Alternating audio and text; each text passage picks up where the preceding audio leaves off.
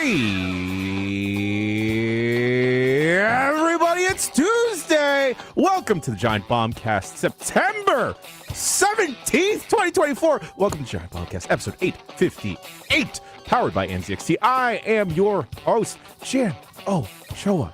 Joining me, co-captain of the ship. He has collected all of the bots and then some, and he's training the young gimmicks to be collectathons and get trophies because the Grubb household is a trophy household. Jeff Grubb.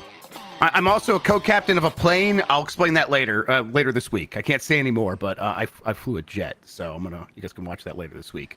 Our own jet, our own man of the skies, the world traveler, our own Mr. Worldwide. We call him Pitbull, and we yell Dale every time he enters a meeting. Dan Reichert. Also, I'm right there with Grubb on the bots now. I learned about the 4 in Astro's Playroom. I played it, and I looked at the leaderboards, and Grubb, you and I are literally like a few tenths of a second away from each other on the total leaderboard on Astrobot. So come speedrun time. On Astro's Playroom? Yeah. Yeah. Right, and I'm ahead. Okay, cool. Let's just be clear. Very cool story, Dan. I was far away from the screen. Important details were left out, is all I'm noticing. But we're literally like that. Like, we're that close, which means yeah, so why can't you get closer? I don't know. Look, know. That's Weird. the past. Astrobot current is the future, so we're going to get on that once it releases. Looking forward to it. A tenth of a second. He's always close to you. He's always around you. He's always within earshot because he's a close talker. No, he's not actually. He's the bad boy of games media from Games Beat, Mike Minotti. I think those 4 extra bots in Astro's Playroom is a bunch of bull crap. Those don't count. That's Oh, wow. You're going to come in with the fire. It takes like 15 minutes to go do it. I got my platinum, and I didn't have to get them. They're not canon. Oh, no, I have to play more Astrobot. Yeah, right? Look, I'm going to get them. I just think it's a bunch of bull crap. You got big problems, don't you? You don't think that scene 305 out of 300 is cool? That's awesome. That I think rules. 301 is cooler. No, that 305 is better. It's a 305 out of 305. Does it still say 300 underneath? It says 305. It does go up to 300? Yep, okay. I'm still like Pokemon Red and Blue Brain, where it's like 150 was the nice round number. Then it's just one more because of Mew. That's cool. Speaking about cool, we have our own Mew of the website. That's right. It comes in and out, a little fairy adjacent, a little uber powerful. You can find her underneath a truck, I've been told by urban legend. Lucy James Games. Hi. Lucy, I forgot where I told this story, but I saw you over the weekend, not the past week, but one of the weekends, and then I was like, oh, is that Lucy James? And then for whatever reason, I decided the best course of action is to roll my window down and yell your name, and then like a gunshot sound. Yeah. And then like I just look at my rearview mirror, and I just see you politely like lean over. Hello. Hello. She's used to the assassination attempts at this point, so she's like, whatever. Right. Yeah. It stopped mattering after a while. Yeah. So, my cat. What's your cat do? That was It definitely just a cat like sound. jumped into a box. That's a trying good to mess sound. up. But no. So I I was having a weirdly productive morning, and I went to Target. I bought a bunch of stuff to do my meal prep with, and then I saw you on the way back. I think I texted you with, but in like a nice way. And then you immediately, bless you, went, oh my God, I'm so sorry. I shouldn't have yelled at you. That was probably really scary. I was like, no, it's fine. It felt like I was in Cheers. Hey. And that's my main goals. I just want to make everyone feel like they're a Cheers or the hit show Becker. I'm still mad at Becker. Hey, I got a weird package today. Oh, you did? Okay. Yeah. All right. I want to know if any of you were responsible. Though it said it was from a Peter. It was addressed to a Mike. Don't dox yourself again, please. I'm not doxing myself. It's out of the package already. It's a Noob's blanket from the hit movie. It's just the poster of Noobs. God, you love and a that movie blanket so for much. Wow, he made everyone go into his hotel room to watch it, and then he's buying blankets of it. Oh my God, Mike.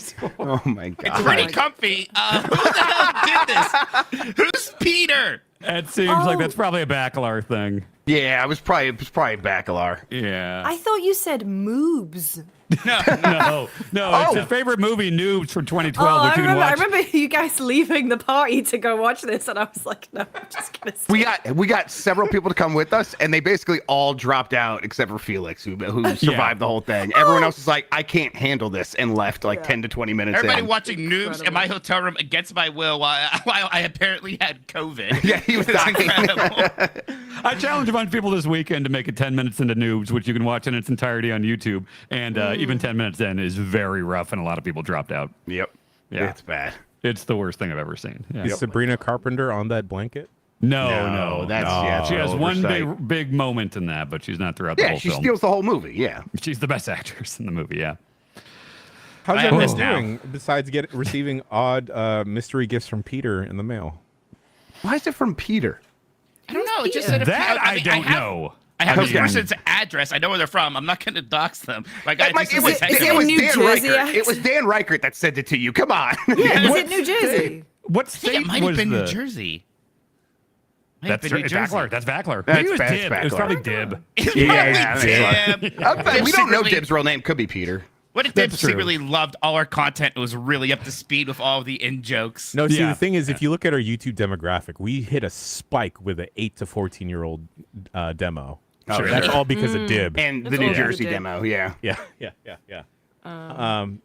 Lucy, how are things? What's popping?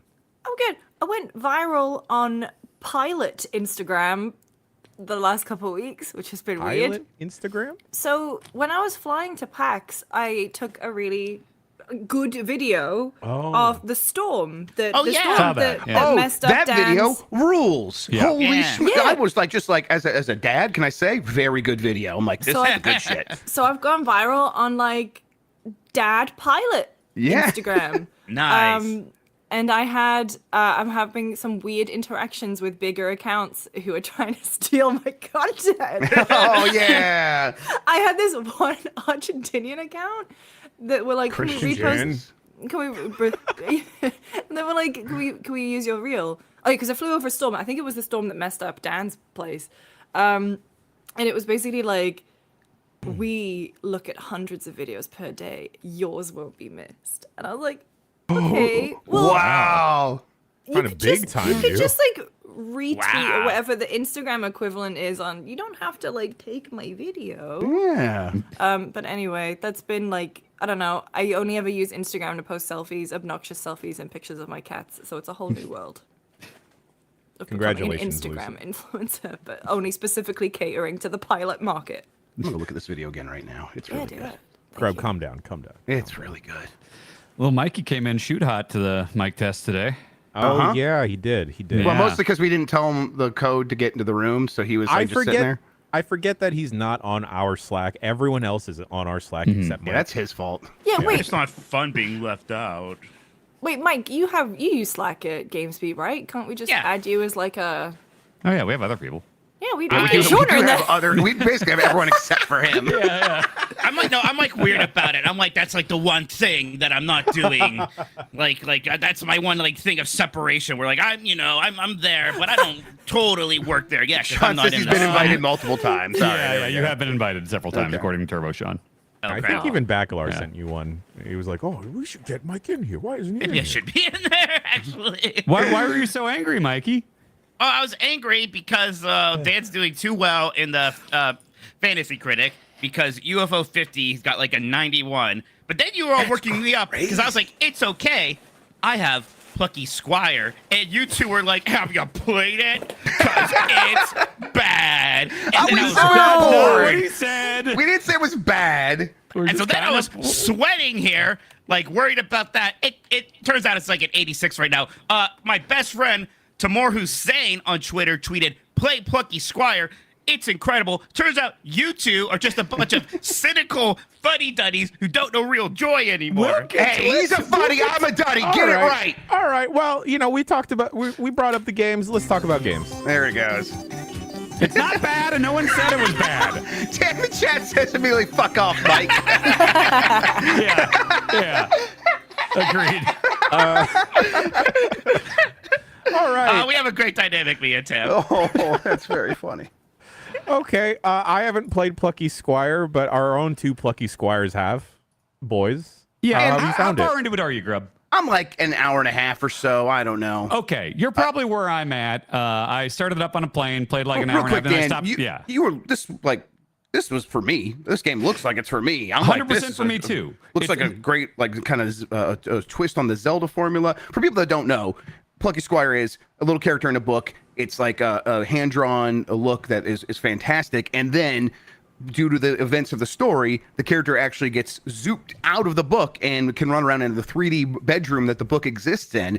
It's a very cool concept that I was into. So that sets the same. stage. So hey, okay, it's a so fucking, when you do. get out of the book, it's a tiny guy, big world thing, which I also Right, love. I love that. I It's, love it's a that. 3D Tiny guy, big platformer world. and a Love 2D it. platformer. Yep. It's all this stuff that I like. And it does a punch out section very early in the game. Very Where it's like, early oh, on. now it's just punch out, and then Not a good one, it's but yeah. Zelda. It's got side scrolling, platforming.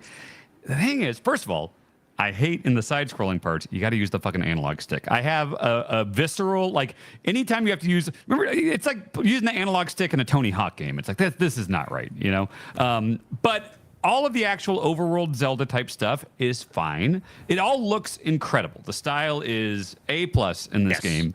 I have found the actual Zelda overworld parts being just very, I don't know, it Humdrum. just feels humdrum. Look, we've all played a million Zelda likes and stuff like that, and this is not one that would stand out. If it was not for the art style, the overworld Zelda stuff would not stand out in any way. Yeah, the magic trick works. Yes. Actually the way the game looks when you're in the storybook, fantastic. The way it looks when you're in the little guy in big world, fantastic. Jumping between those two things is cool. But it's pretty much like you're just going to do the thing that they put in front of you. Also, every sort of new section you go to, at least so far in the game, has done the thing where it's like the camera shows you exactly what you're supposed to go do. Oh, And so is it that just- what people were subtweeting? I think that might have been what people are subtweeting. I had that thought as something well. like that. And Yeah. it's maybe I don't hate it quite as much as some people, but I mean maybe the fact that they mentioned it did set that off. And I'm like, this is kind of annoying. The problem is there's not much variation in like what you can do. So it's like it's showing you what you're going to do, then go do it. That's where I kind of was getting a little bored. I think it's just not keeping me engaged. I wanted it to use, like, it has certain gimmicks it introduces, like almost like the Baba is you wordplay type thing, where it's like you'll see there's a gate that's closed, and then you'll see words that say like the blank swung blank, and you find the word gate and open, and you literally throw the word in. It's And like, maybe oh, want to that's go play clever. Bob as you. Yeah. Yeah, and it's I wanted kind of more of that. So it like introduces a lot of gimmicks that just wind up not feeling like more than brief gimmicks. Like occasionally the book will turn vertical, and it's almost like a Contra style, platforming You get up a and stuff. Like, centerfold, yeah. that's clever stuff, but you see these gimmicks a few times. It doesn't really take them super far, and then the actual moment-to-moment platforming and gameplay stuff is not super engaging. Granted, we're not very far in. We're not so very far in. And that's when like maybe some of the stuff like lessons and opens up. Like for example, I'm like kind of holding back on this criticism where it's like they take controls away very frequently, like to be like, here, let's tell a little story, or here is like to have the camera show you what's going on, and it's like, oh, I hope that goes away because it just is ruining all the momentum that this game has. How is this story so far? I know Cute. It's cute. Okay. It's I put it in front of the kids. I put it in front of the kids for the preview period though, and they have not like been like, oh, hey, what's happening with Plucky Squire? Astrobot. They are like, that is, God, kid comes home from school, runs right down here, doesn't say hi to me, and starts playing Astrobot. Yeah. Plucky Squire is like not really sort of hit them in the same way. I'm going to give it another shot because I do think this is a game that a lot of kids probably will get into. And I think this, like I said, the story is cute. And like the Moonbeard, the wizard, and he's like a hip, cool wizard, which I mean, I don't know. It's not working for me a ton, but I don't have any problem with it either. Yeah, it's just a lot of that. Like, here's this character who's like, oh, he's into metal and his name is Thrash, and he does. It's just like it's all just very kind of like layup, easy. Just like I don't know. it's not doing it for me at all. The tone of it. Steve doesn't like it either. Steve's been playing a lot of Astrobot. Sorry, Steve. So he's fine right now. So Who's Steve?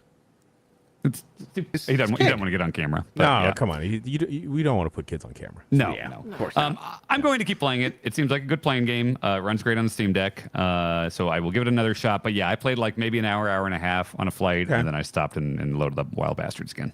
Yeah, I played on the PC with like all the graphics settings, so it does look fantastic. But yeah, I don't know. It's just not for me. I think it's probably what's happening here, especially based seeing a lot of these reviews. Although, to be fair, I have talked to some other people that kind of said some of the same stuff we've been saying, Dan. So I think there will be a little bit of a backlash here. I don't think it's going to be some game that people think is trash, though. I just think I was a little bit disengaged by it.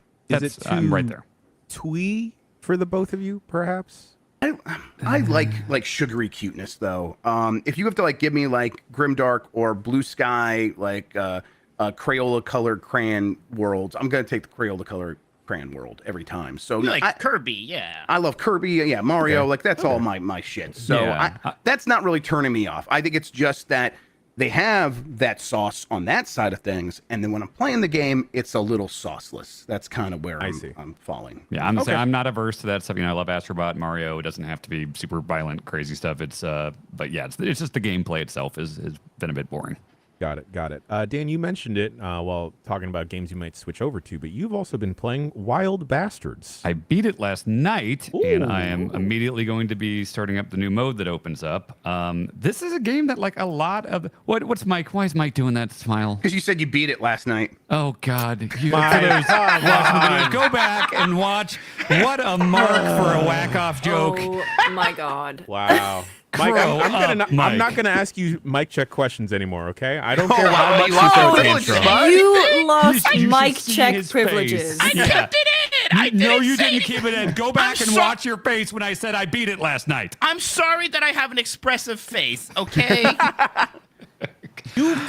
You conceal, don't feel, just like Elsa's parents told her. Look, I'm sorry, but over like on the game mess, I've been conditioned to laugh at this. The soundboard is nothing but people saying, "Oh, I beat it." Oh, there's the one of Jay going, "Oh, you beat it." Oh, And you I beat just it. Heard that in my mind. Yeah, I'm so exactly. sorry. I realize how much of a character I've become on y'all's podcast because of voice clips that Sean is carrying it up and putting into a bank. Sorry, Dan. Please continue. I didn't mean to disrupt you with my incredibly You- cartoon-like expressive Mike, face. you wild bastard. Yeah. Bad boy of Games Media. So back to business. I beat it last night. I'll beat it again. Hold on. What? Mike works at Games Beat. Yes. Yeah. I never put that together before. No, we're a serious website. We cannot. Guys, we cannot do Audio this. listeners, don't worry. This is only going to go on for another 30 or 40 minutes, all right? Just relax. Okay? We don't need your comments. Okay. That's incredible. No. Give us the comments, even if you don't like it. Just comment on anyway. Mike. Okay, we're done. Dan, Wild Bastards. You beat it. I beat Great. it. Yes. I love this game. I know some of the reviews were kind of like middling or, sevens or, 2 out of 5, stuff like that, which I was very surprised to see because, I was playing it pre-release with several people and we were talking like, everyone I've talked to is like fucking loves it, and apparently not everyone loves it. But it's the spiritual successor to Void Bastards. If you played that, it's a different, like it's much quicker. There's not a lot of stealth really at all in it. I know Void Bastards had more of that. This is more you're dropping in to these combat encounters, these tiny like arena fights. Sometimes they're over in 10 seconds. Like each one of these bastards, basically you're going through space, you're collecting your crew, you're dropping down on these like Wild West planets, and everyone on your crew has a stunt, which is like an ultra. And if you pick up juice on the field, you can use your stunt. So some of them are like, those are some of my favorite things. So like Smokey is this like smoky fire skeleton guy, and his stunt is 3 random enemies on the stage will catch on fire. So sometimes you'll drop down and the 3 enemies are like these 3 coyote type things that die pretty quickly. So you can literally start a level, grab some juice, pop your stunt, and then, they're all dead and you go back up. So yeah, it is kind of confusing at first because it is throwing a lot of stuff at you and it's not holding your hand. Everyone I've talked to that's played this has had the first like hour be like, okay, wait, so what's the stuff that's persistent? What's this like planet level? What's this galaxy level? There's a lot of different systems at play here, but if you just play the game, I think within an hour, less than an hour, it'll all kind of click. And it's just, the loop is incredible. It's just like dropping down, quick encounters, very easy to back out at any point. Once you figure out what is persistent, like you pick up these ace cards, and those are like persistent perks that even if you die, you keep all that stuff. There's like I'll say there's over 10 bastards you can get, and there's only one of them I really don't like. But it's great when like you see the enemies in the stage are going to be like, oh, it's all these animals, it's snakes and coyotes, and I've got this one guy who's like a trapper, and his stunt is when you pop it, you will subvert one of them and turn them to your side. So you can really kind of break the game in a lot of cool ways if you prepare correctly, and a lot of these characters can get overpowered with the aces and everything in a fun way. But yeah, really, really satisfying loop. Really great. Another great Steam Deck game. Made a flyby for me. Great. Yeah, it's if you like Void Bastards at all, I like this more than Void Bastards, and I was pretty obsessed with that at the time. Real quick, so you're like the core loop here is Yeah. when like, for the gameplay, for the gunplay, I should say, you're going out there, you're shooting, you're trying to find this juice. Is it like what do you have to do to get that? That's just your ultra. Like if you don't want to Okay. do your ultra, you can just go around like, okay, Spider Rosa is this character who's got double, pistols, and you just go around. You can just kill everything, and then you go back up to the planet.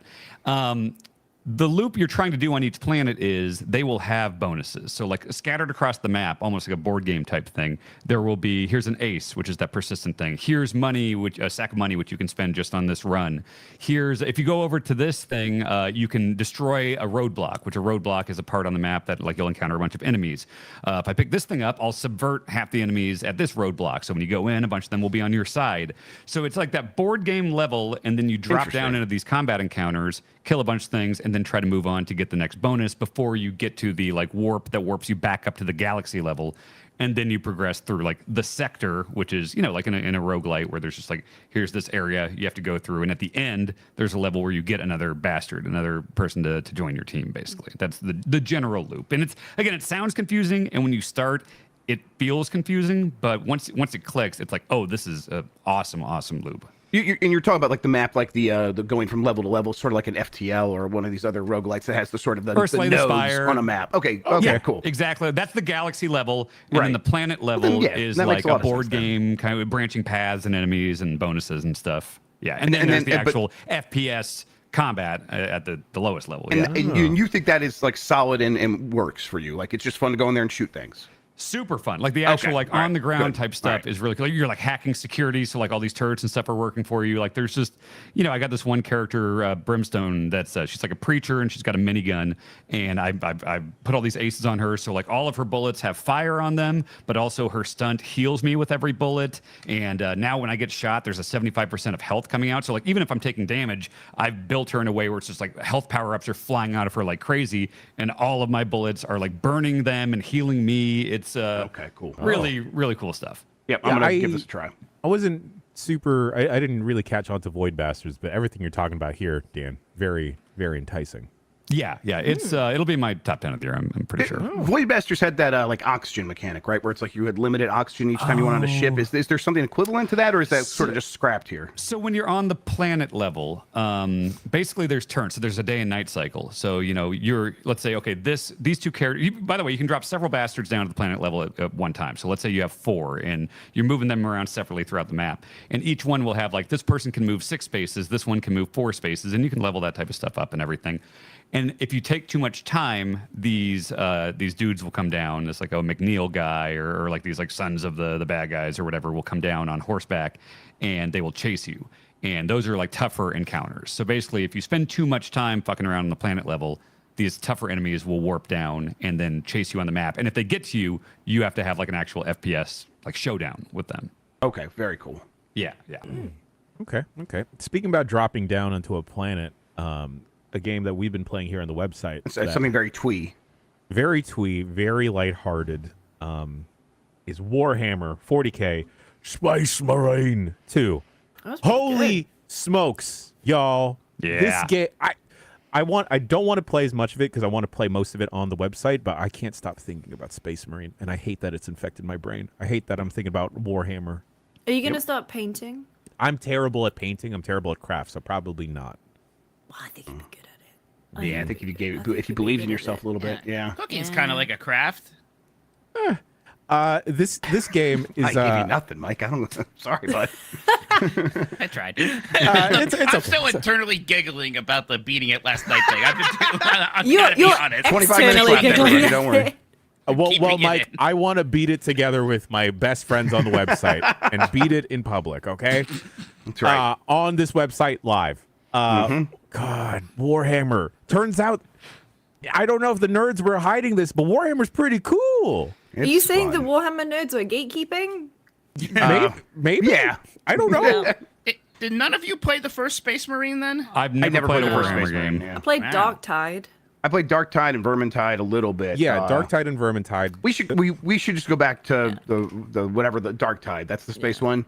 That's we should the go back to that first-person one. Yeah, because that's a lot of fun too, and I like the Left 4 Dead style play. But this is really hitting very hard for me. Yeah, because it's just like this does have a good core combat loop of here's a bunch of enemies coming at you in kind of waves as you work through the level. Yes. And you're gonna pick up guns around the level, or you're gonna have your loadout, whatever you want to use, and then like you're gonna shoot them as they get close. You're gonna start hitting them with the chainsword or your big knife. And then if you kind of get a little overwhelmed, you'll hold down on your melee attack and you'll do a big stop. You kind of knock them back, and then you shoot them with a gun, and then you execute them. And in that time, you probably lost a little bit of your shields, but now that you're executing them, that recharges your shields.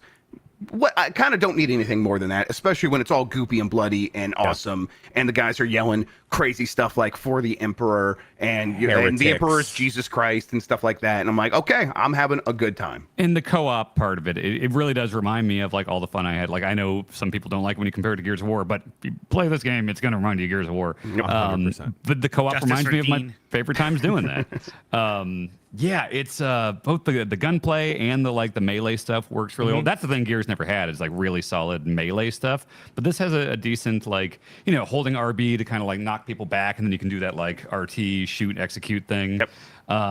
The co-op stuff, really easy revives and things like that. Yeah. Realizing that you we have different power-ups, so different ultimates. Like you had the Scream, and I'm like, I have a buff for all of us, a buff zone. So I'll just lay this down once things get a little hairy, and then they changed that up, and we did a level where you get a jetpack. And No, I just went God, jetpacks cool. forever and and butt it stomp. was Yeah. so good. Yeah, it had a really awesome butt stomp. Like you Mount can Rushmore video game butt stomps. Future Yes. content. Mario 64.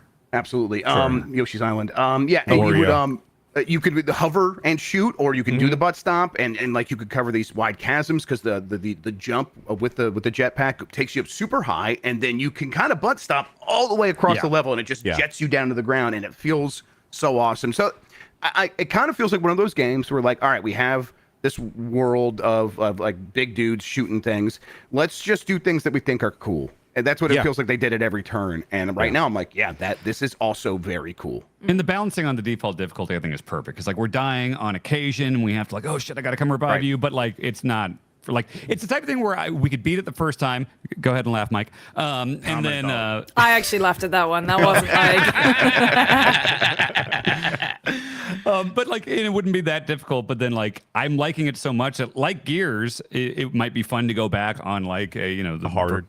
Yeah, I love doing that on Gears. Like once you kind of really know how the game flow works and the weapons and everything. But yeah.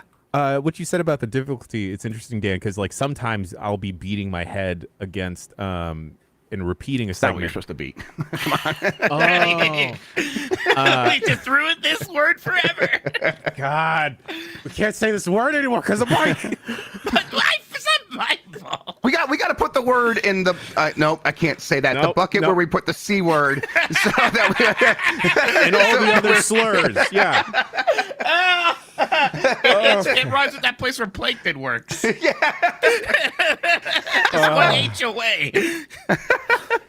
Okay. Well, difficulty is really well balanced because you're not repeating a level or a segment multiple times. Checkpointing is very generous. Yes.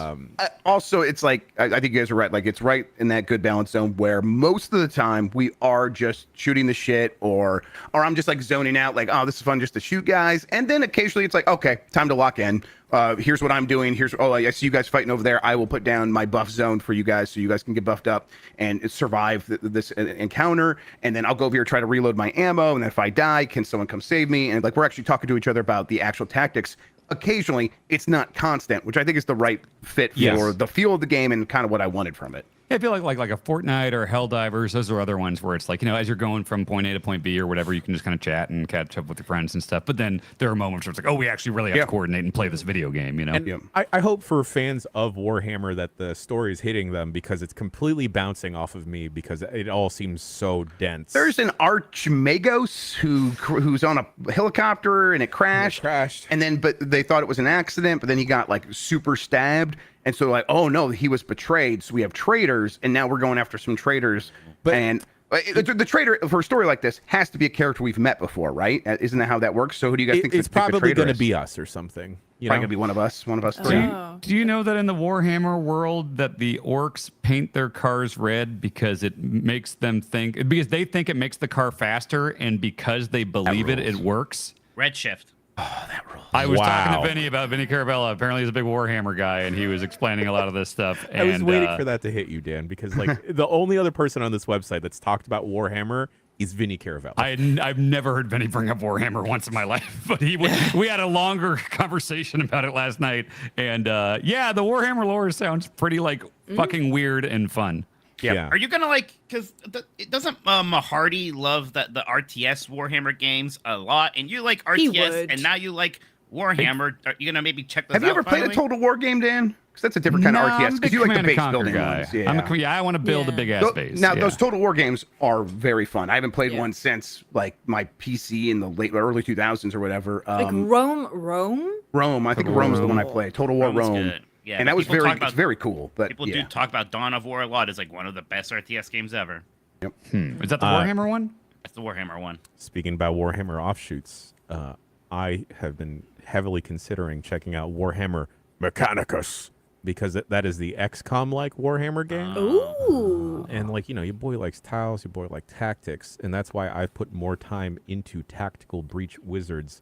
Great game. Great game. Fantastic game. Y'all, I think this is I keep shuffling stuff around in my like top 5. I think this is gonna be in the top 5 for Yeah, sure. Tiles of the Year for sure, right? Tiles of the Year. Tiles of the Year. Lucy, you've been playing a bit of this, haven't you? Yes, I have. But I haven't. I was playing it on the way to PAX. Jellybean, I swear to God, get off my Oh, she's a star. Jelly Bean, please. headphones. Yes, I just really like the vibe of it. It's so funny. It's really well written. is. I never thought I would play a tactical game where I actually am excited about cutscenes. I'm usually more Yeah. excited about tiles. That's I've my learned whole from MO. Jen. Yeah. But no, The it's writing's great. very good. Yeah, The you're right. writing's very funny. Also, just like, you know, it's very. I think once you get into it and like once you're doing runs and stuff, it's very frictionless in terms of like experimentation with restarting things, and also it's just really cool to breach a bloody door and then kick someone out of a window. Yes.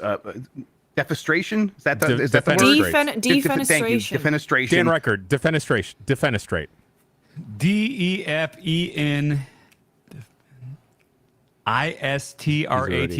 He's already disqualified because he. Is didn't it not say the I? defenestrate. Is it no, an you E? didn't say defenestrate first, and then Fuck off! That's never been a thing. I don't have it in front of me. I can't tell you. It was probably I think right. it was not an I, it was an E. Yeah. Shit, okay, yeah. Yeah. Defenestrate. Yeah.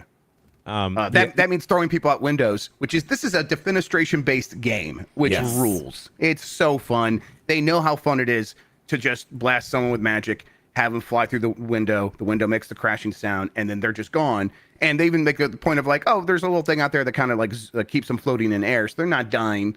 Which I don't really care, but the game's like making a deal like, hey, we're not killing everybody. I'm like, whatever. I just like throwing them out windows. I That feels good. appreciate that. Booting him out the window. Yeah. It's a real quick and speedy game. Like Lucy's spot on about it being frictionless, because if you don't care about any of like the little side chat, side banter, and you just want to skip through it, you completely can, and it doesn't really affect your story too much, other than adding a little bit of flavor text to everything. Yeah, Grub lost audio halfway through laughing at something. Yeah. You're right back. All right, fun, great. I hope he doesn't. I hope he keeps on recording. Anyway, Tactical Breach Wizards. It's just so fast and so good. It hasn't hit me. It doesn't quite operate at the speed that an Into the Breach does, but it is also scratching that itch. And this further worries me, y'all, for the prospects of a future Final Fantasy Tactics remaster, because Oh, you'll lose yourself to it. no, not because I'm gonna lose myself to it, but because I think it's gonna. It won't be for me anymore, because I fell off games like Triangle Strategy because it was just like too heavy and too ensconced into like the old form of like tile-based tactics and hasn't moved forward. The Tactical Breach Wizards is just like so boom, boom, boom, along with Into the Breach and like other modern tactics games. Yeah, I kind of want more XCOM, but at the same time, I'd be curious to check out modernizing Final Fantasy Tactics Advance and seeing if they can beef up that snowball fight. Anyway, maybe. while Grub is still away fixing his audio woes, let's talk about a game he has absolutely no interest in, Astrobot. Oh yeah. Ah, he's back. Nuts. I got the platinum the other Me day. too. in Astro Well, but you Bot. haven't 100%ed it. Yeah, that's right. No, so I have questions. Can you get the platinum without completing all of the challenge levels? No. No. Okay, then I'm not doing it. Those are fun. They're not that bad. There's one or two that were I think were kind of like 15 or 20 tries for me. Which one is giving you the hard time, Lucy? The circle pricks. The circle prick. The circle one. pricks, No, so yeah. the problem is that I have really bad repetitive strain injury that is really, really exacerbated by the DualSense. Yeah. Oh.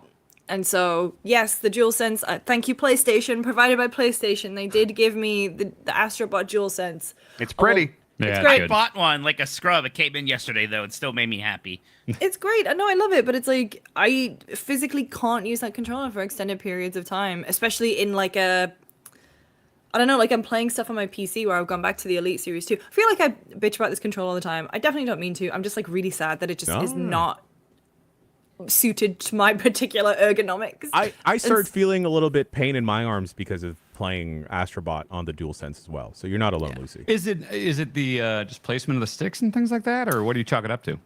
I don't know. I think maybe the placement of the sticks, but also the thing is as well is that the main thing I do on the Elite for comfort is I use the back pedals for the face buttons. That when you are playing a game where you tap in A a lot, for example, is great because it's still you can just like relax and do it. Actually, playing Elden Ring that way was really fun.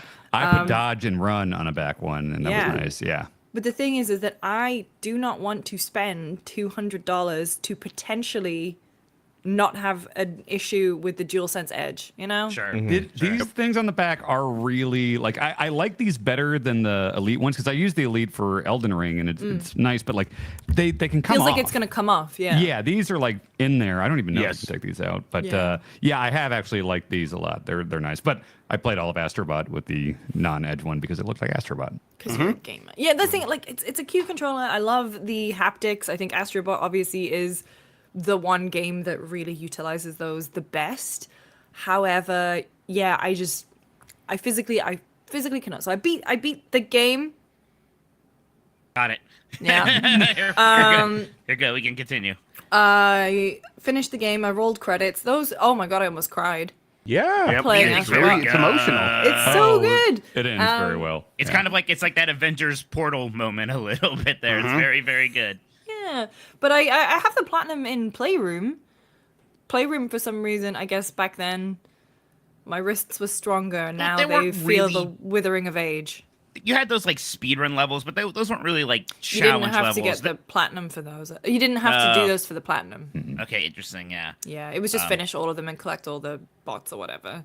Right. And like they're like the very last level in the game is like another one of those shape levels, and it's definitely Yeah. it's definitely the hardest level in the game too. Long. It's not quite like it's not a Champions Road Mario No. type thing or No. anything, but it is one of the more difficult levels. It is one Yes. more difficult. But I This love was it. I had to double check after I got the platinum. This is in fact the first platinum I ever got. Wow.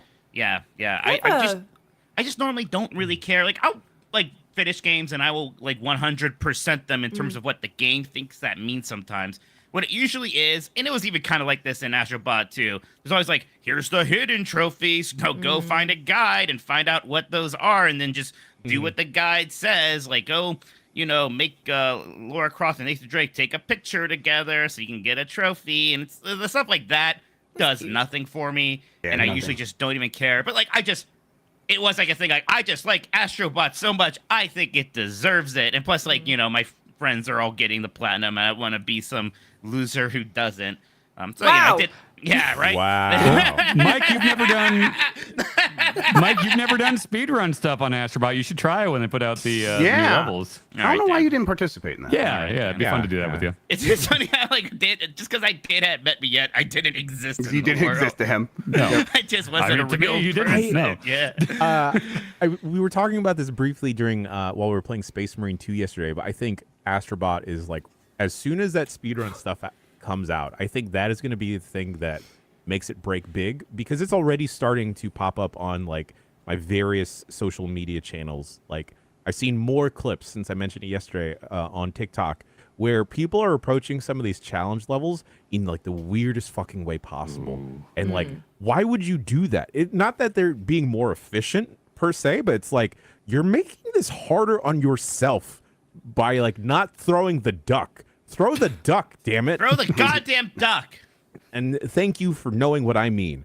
Also, it highlights a thing with me where I would love to do like a simultaneous stream showing all of our POVs attacking a level, because I want to see how different our brains are. I already know that they're radically different, but it's funny because when I got to that specific challenge level where you have to use the rubber duck to that was one of the hardest ones, by the way. That one took. I loved that one. That duck was kind of spotty. Yes, yeah, where like the water sprays out and it's like The water sprays out and with it the lava. and turns you the lava can't to rely rocks. on where the water's gonna go because the duck That is one's such rough. a piece of shit. Yeah, Yeah, that one I did yeah. not like. yeah, go to hell, duck. Yeah, I hope that's not one of the speedrun ones, because that is rough. Don't listen, Like, I've Donald. did it so many times now. I kind of hope it is because I'm like, my kid that's won't what- let me do that's that what for made me. my Got arm that hurt. duck muscle memory. Yeah.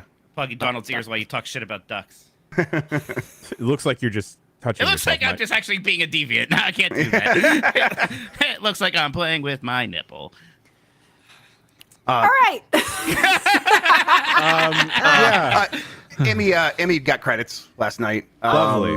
Yeah, she needs help occasionally. Whenever she does one of those challenge levels, she's like doesn't want to give up. She's like, "Can you do this, Marty?" And then they just don't think they can do the bosses. I'm like, if you could do the rest of this, you can do do these the bosses. Probably It's not intimidating bad. because they're big and scary, but It's it's not 100% what it is. Yes. The one thing I will say, and please within context, because I can imagine this getting taken out of context so easily, is that like I think after repeated failures at things like bosses, I think there should be some kind of like more assistance, especially because this game is so targeted towards kids. And like I spoke to Team Asobi on Friends Per Second, and they were like, we approach this game with the fact that we know that it's going to be a lot of kids' first game, and I think maybe for the next Astrobot there should be a little bit more hand-holding, or at least an option for it for kids. Because yeah, if she's saying that like, oh, I'm afraid I can't do the bosses, even if she's been empowered, like if the bosses are going to put her off. yeah, just give her an extra heart. They don't have Yeah. like the Yeah. gold Mario thing that a lot of those newer Marios Right. have, right? Where it's like you fail 10 times here. Or the you're just P-wing invincible that now. comes in. Yeah. Yeah, that thing, yeah. She did though. Mostly, I helped her with one time when you do the spinning wheel on the thing on the final boss fight, and some monsters come out.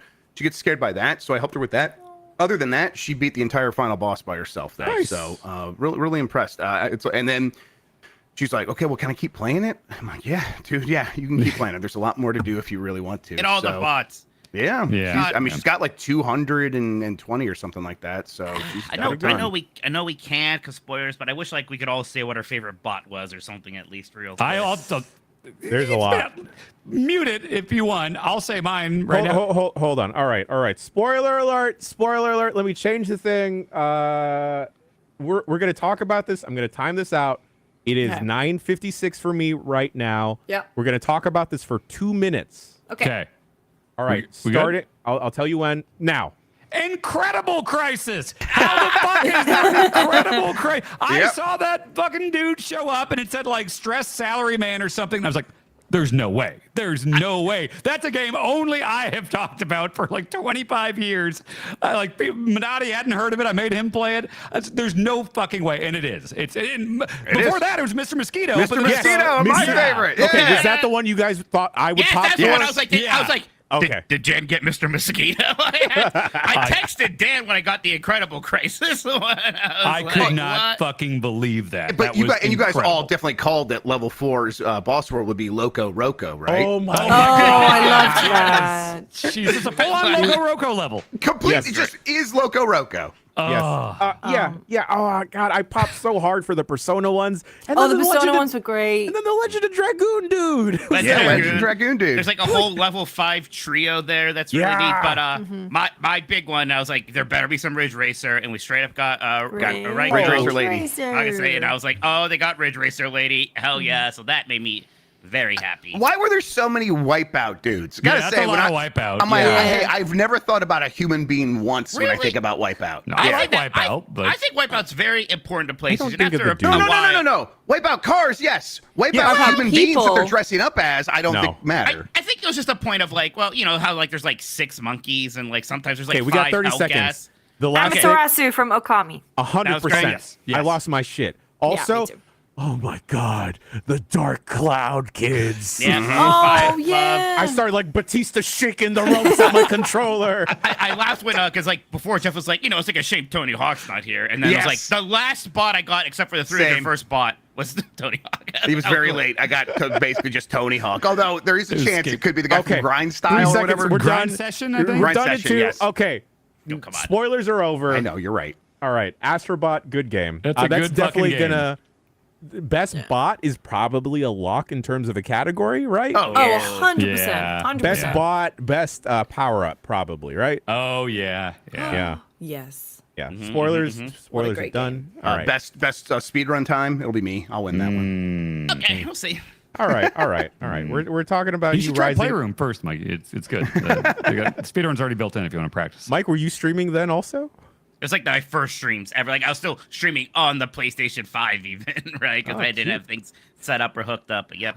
I just picture you in like a Ripley cryo chamber until like late 2022. It is time to entertain Dan. And I come out, they say I'm self-centered. I don't think people didn't exist until I met them.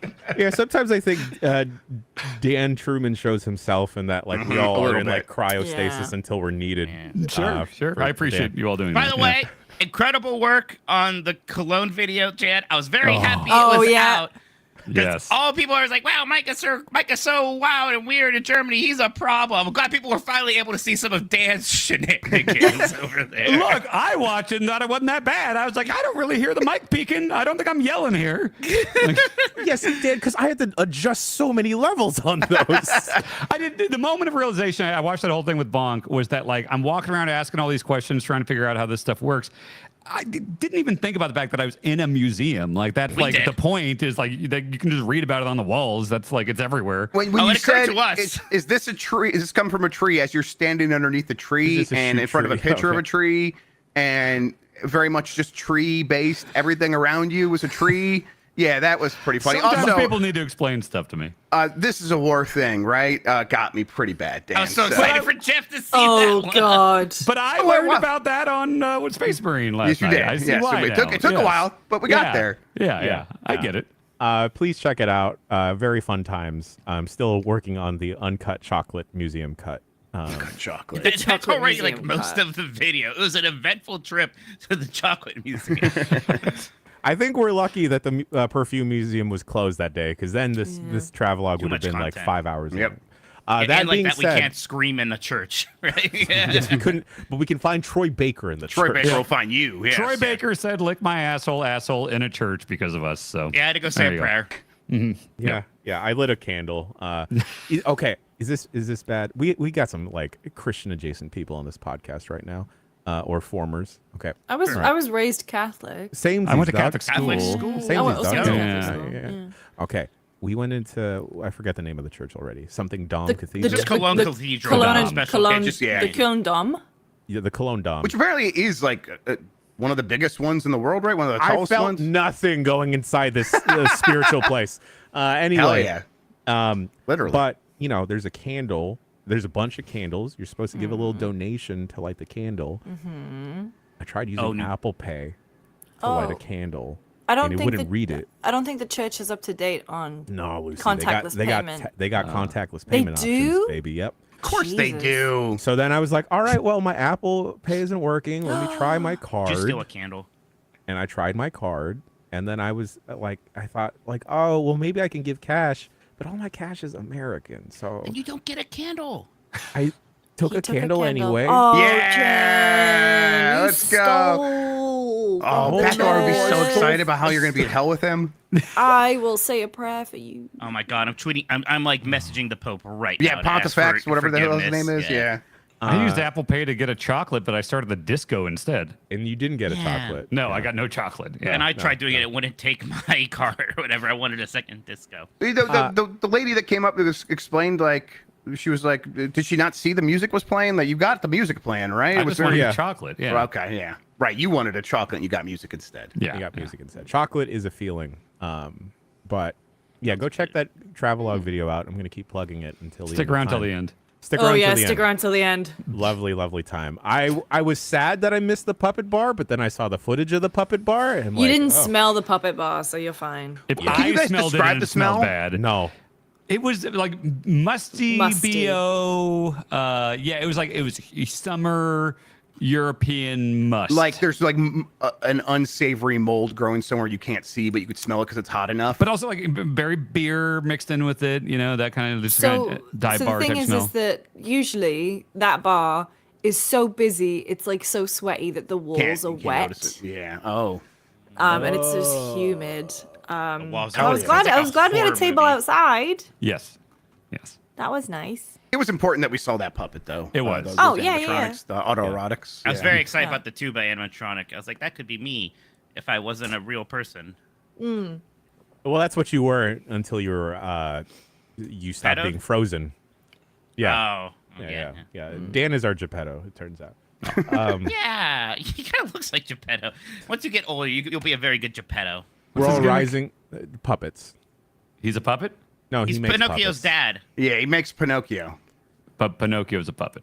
Well, Yeah, but he- now he's a real Pinocchio's a boy. puppet. He's a Oh, toy so he's maker. his creator. He's his He's a creator. toy maker. Geppetto's Okay. Drew Carey. Yeah, but he Does that becomes help? a real boy, so we just say it's a dad. Why? God, why do you hate Drew Carey. non-traditional families Hold like up. Bacalar? Yes. You hate Drew Carey? Yeah, Wait, who hates Drew Carey? what's Drew Carey have to do with any of this? He's Geppetto. He was in the Royal Rumble. He's a Hall of Famer. Was he Geppetto? He was Geppetto. In what? He's in the Sims house party. He hears that it's rocking and he just has to turn up. He was Man, eliminated from the 2000 Royal Rumble by Kane. When I was getting Sky Rizzy himself- last time, I was That's watching some disassociating. some You guys Price said is so Right. many random things in 30 seconds. He kills it on there. He's a great host on Price is Right. Drew Correction. Carey's doing good. Kane good. didn't eliminate him. Kane goozled him, and he got scared, and Got so scared. Drew Carey eliminated himself from the Rumble. I'd be Sorry. scared too. Okay. Yeah. If Mark came up Politics and are said, "I'm gonna terrifying. get your goozle," yeah, I'd be scared. Goose? What is that Goozle. word? It's like you're setting up for a choke sign. Yeah, It's this is the goozle. Oh, Yeah. okay. When you're There's doing a a goozle goozle. button in Space Marine. If a xenomorph wants to Heezo, jump heezo, at you, you heezo. just yeah. Oh yeah. All right. Goozle, so goozle sounds like what's like another word for a taint? You know? Yeah, Probably so- say so goozle. like, yeah, Goozle. goozle. Yeah. I Yeah. don't think there is another word. That's what's incredible about that word. I think that's Right, the so only is one. the meaty bridge or something like that. Yeah. Yeah. No, you made that up. Never heard that before. Gooch. Don't No, like no, it. I've Gooch. heard that. Gooch. Yeah, gooch. That is what. Yeah. Yes, thank you. I one. was. Yes, That's thank the you, one. Chad. That's what I was- Chad, thank you for saying gooch so many The times. Gooch I who appreciate stole that. Christmas. Oh, that's good. That's good. Anyway, Drew Carey was in a 4 TV movie of Geppetto where Julia Louis-Dreyfus is one of the fairies and Usher is in the movie. Merry Christmas, Xbox. Huh. Yeah. yeah. Sounds like good Also, casting. Drew Carey does not look good in this wig. That makes me want to watch it Can you more. put it in chat, please? Yeah, yeah. Can see the wig. Here, where is chat? Here's Tier list chat. of Geppettos. Oh, Drew there he Carey's is. the big yeah. Disney Parks person, by the way. Yeah. Oh no! Wow, that's stupid looking. Yeah, but Julia Louis-Dreyfus looks great as the. She always yeah. does. Well, yeah, Always. looks great. Beautiful woman. No, that's an inappropriate segue. Jeff Grubb, Yars Rising. Yeah, it's a Metroidvania based on Yars Revenge, the Atari game from Howard Scott Warshaw, who also made E.T. And I always think about that because in the early days of G4, they didn't have a lot of bumpers between shows. So 1,000 times I saw Howard Scott Warshaw come on the TV and be like, well, thanks for watching G4. I made the worst game of all time, E.T., and what some consider to be the best game of all time, Yars Rising. I'm like, well, or Yars Revenge. I'm like, I've never heard of that game. What are you talking about? I've seen it since. It's, you know, really cool, interesting shooter for the Atari. This is way forward, kind of taking that foundation and saying, let's make a different kind of game, that being a Metroidvania, and then sprinkle in some references to Yars, and it has like kind of the same structure in terms of the story, and then it has references to a lot of other Atari stuff where you fight a boss called like the Missile Commander, which I like, and the Metroid style save spots are the Space War machines, those are the first arcade machine, those big yellow monoliths with that kind of like stand out towards you or whatever. That's cool. I like that stuff. It is a very solid Metroidvania in terms of you feel good progressing and getting new abilities and finding new stuff on the map, and they just give you the waypoint of where you're supposed to get to next. You got to find your own way there. It's just like hitting all of the. It's painting by numbers a little bit in the genre, but I found that still works for me mostly. The issues are there are like loading screens between like just from walking from one like cell of the map to another sometimes, and that's like why does this game need loading screens? It should be much faster than that. I'm not sure if it does that on every platform, but it was doing it for me on both the Steam Deck and on PC. And then the movement's it's kind of stiff. Like it's not like you're not going to feel as cool as you do in Metroid Dread or definitely like Prince of Persia: The Lost Crown. Those games are S tier Metroidvanias. This is just like a solid entry in the genre, and yet I think it's still kind of cute and mostly delivers. I did get past like the first map, and then you unlock a second map to explore, and I've definitely lost my momentum with the game in this second map, and now I'm not sure if I'm going to finish it. Almost said beat it. I'm not sure if I'm going to finish it now because of that, but this is another game where like you're playing as kind of a hip young hacker girl and they talk too much. All that stuff is pretty bad. I don't like that stuff, but my kids, especially Emmy's been really into it. So they sent me like a little Yars Rising a care package, and she just took all that stuff. Like, this is mine now. She really cares about it. So maybe because of her, we'll see through to the end.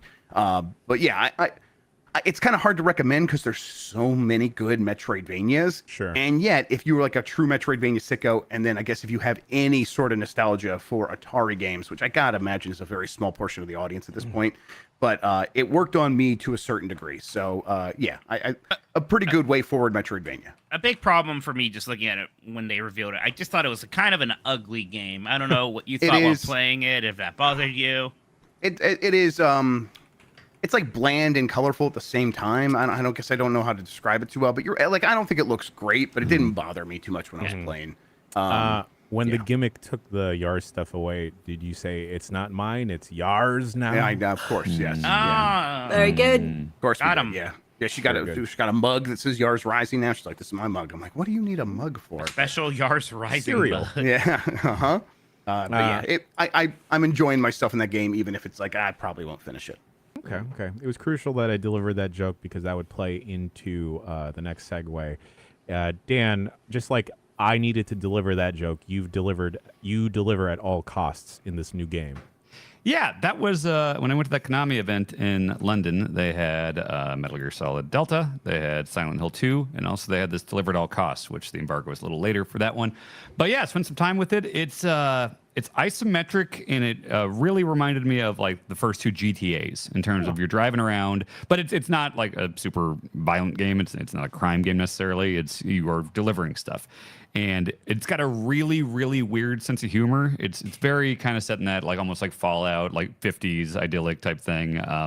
But yeah, dialogue was like making me laugh a lot. It's genuinely funny. And then the missions are really weird where it's like, okay, I got 80 of these stinky melons that I'm trying to sell, but nobody wants to buy them. So I need to drive it around the map to like, I'm going to spray pesticide on these melons to get the bugs off them. And then I'm going to take it to like a paint place and paint them to look like new watermelons. And then I'm going to try to sell them back to the guy who didn't want to buy them. And as you're driving around, there's just so many physics and like the watermelons are falling out. And you need to have like a minimum of, 20, 30, whatever melons before you get there. But it's all that physics-based stuff. You got this floppy live swordfish like strapped to the top of your car. Incredible. Yeah, and here's the thing. Everything is destructible. So you're just driving through houses. You're just destroying all these fences. Like, I'm a big mark for anything where it's like you can just destroy anything. Yes. And this is a lot of just like heavy, cool physics on these trucks and stuff. Right. That was going to be my question, because that's why I think it sounds awesome, and I'm a sucker for that stuff. Like when the truck is like turning on corners, like you feel like, it's almost going to flip over and stuff like that. Is it that sort of thing? Absolutely. And you're it you're looks whipping good. around, Okay. you're destroying all this stuff. And they know it. I think they know the physics is the star of this game, because like one of the missions is, we got to deliver these balloons as this marketing stunt for this company. And so they're going to strap 50 balloons to your truck, which means like you go over a ramp and your truck is like flying through the air because of all these balloons. And it's funny, it's fun, it's very just kind of snappy. You can get out of your truck and there's like little, platforming sections and stuff like that. But yeah, was making me laugh a lot, and just driving through the map and destroying shit was super satisfying. You know what it reminds me of in terms of the look and the feel is that downhill mountain game, the biking game you take downhill. This looks like the reverse of that, where you're taking trucks uphill, but it has the same like isometric view and things. It kind of like looks pretty similar too. Yeah, God, this looks very interesting. What, Dan? What did they say when this is out? Because on Steam it says to be announced. That I don't know if they announced. I want to say they definitely announced the release date for like Silent Hill, right? That's out Yes. there. Yeah. Metal Gear did not wait, have a did release they? date, and I think this did not have a release date. Okay, all right. Yeah, We need more but swordfish in games. Yeah. Mount Rushmore Swordfish. It's just the Donkey Kong Country one. Yeah, It's yeah, on so I don't know how guard. many other swordfish there are. Yeah. It's in Dredge, I think. Oh, I mean, yeah. look, we already did Mount Rushmore of fish. I don't know if Yeah. Yeah, really we can't do narrow it down. subsections of fish. Yeah, like, We can do Subclasses whatever we of want. fish. This is our There's website. a lot of fish, y'all. I don't know if y'all know this. Yeah, what I'm saying, Jeff, is I Ocean's don't pretty want big. to.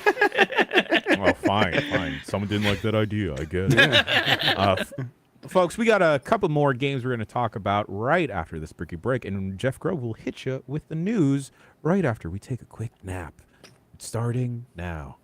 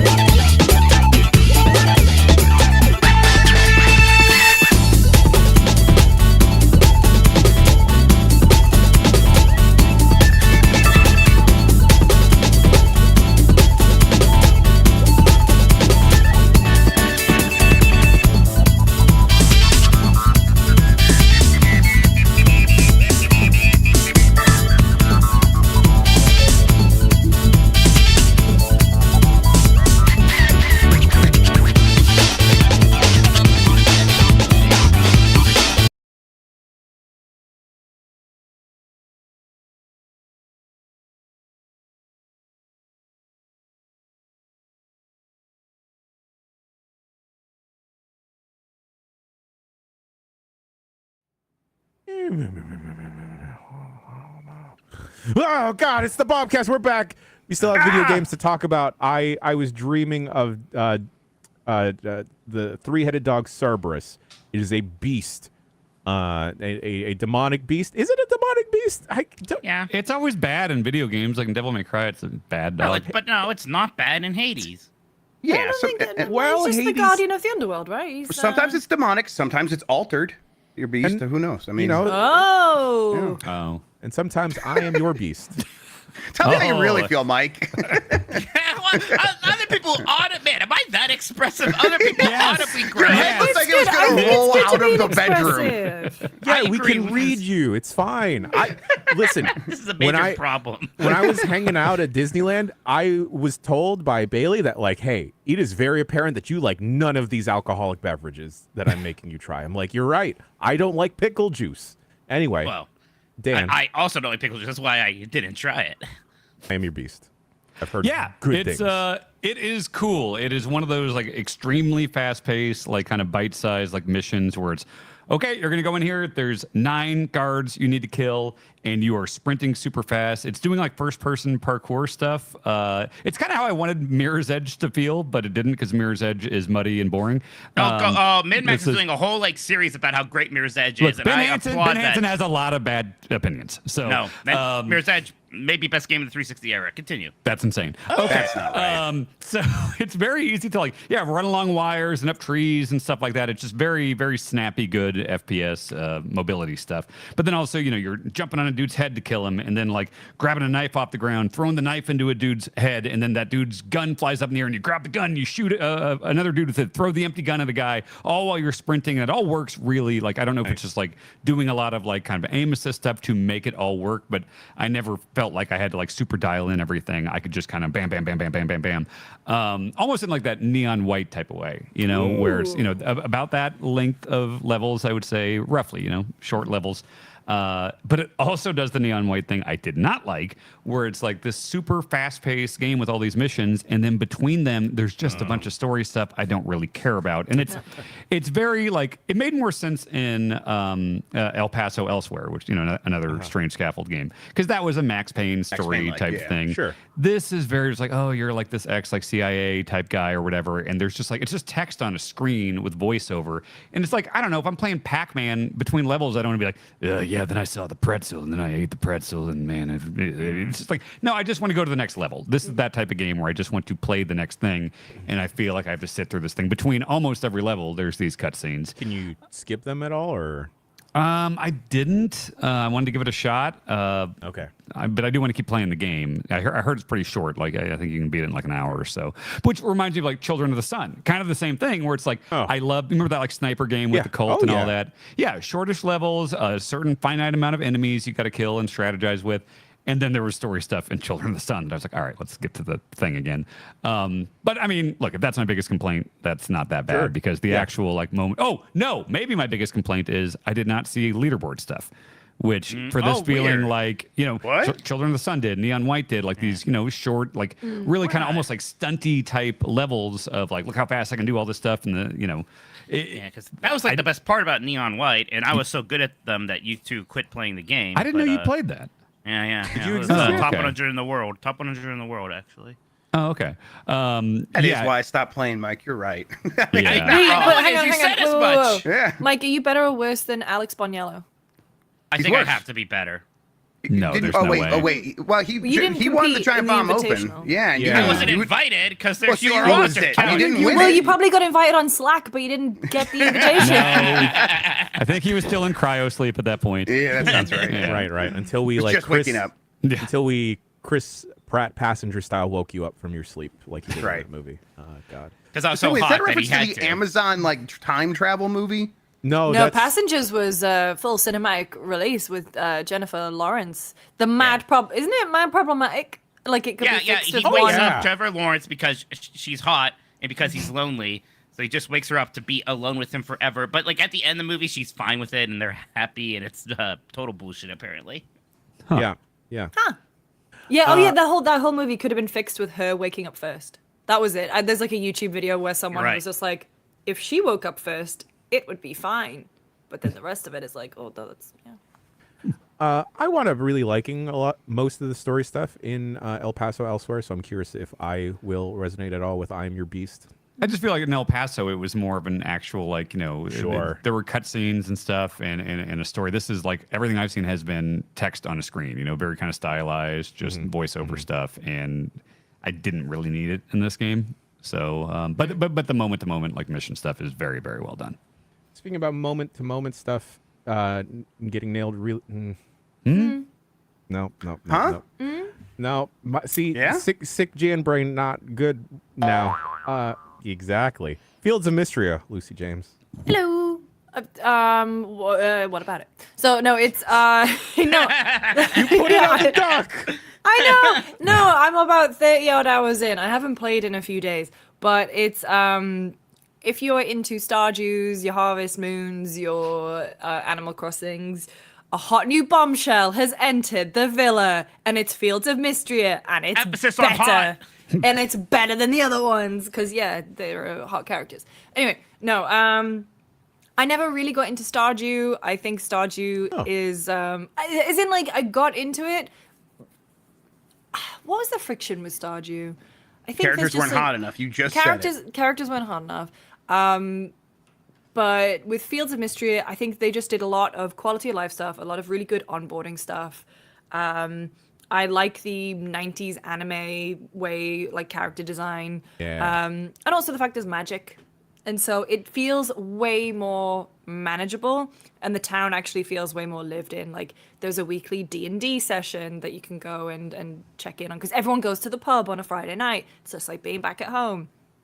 And it's great. No, it's really cute. I've said this multiple times before, but I think it is the best early access game I've ever played in terms of polish, in terms of content. And they have a roadmap, and they're introducing a bunch of stuff, and it's really good. So I just wanted to mention it because I don't think I've talked about it on the Bombcast, but it's it's like $20 too. It's ridiculous. $14.99. It's like the least early access game I played. Like the only thing that would even make me know it was early access was in the beginning when it's like pets aren't in here yet. Yeah. Otherwise, or like the hearts thing. Yeah, you can't heart them past 4. Yeah, right, but there's spaces for like 10 or something.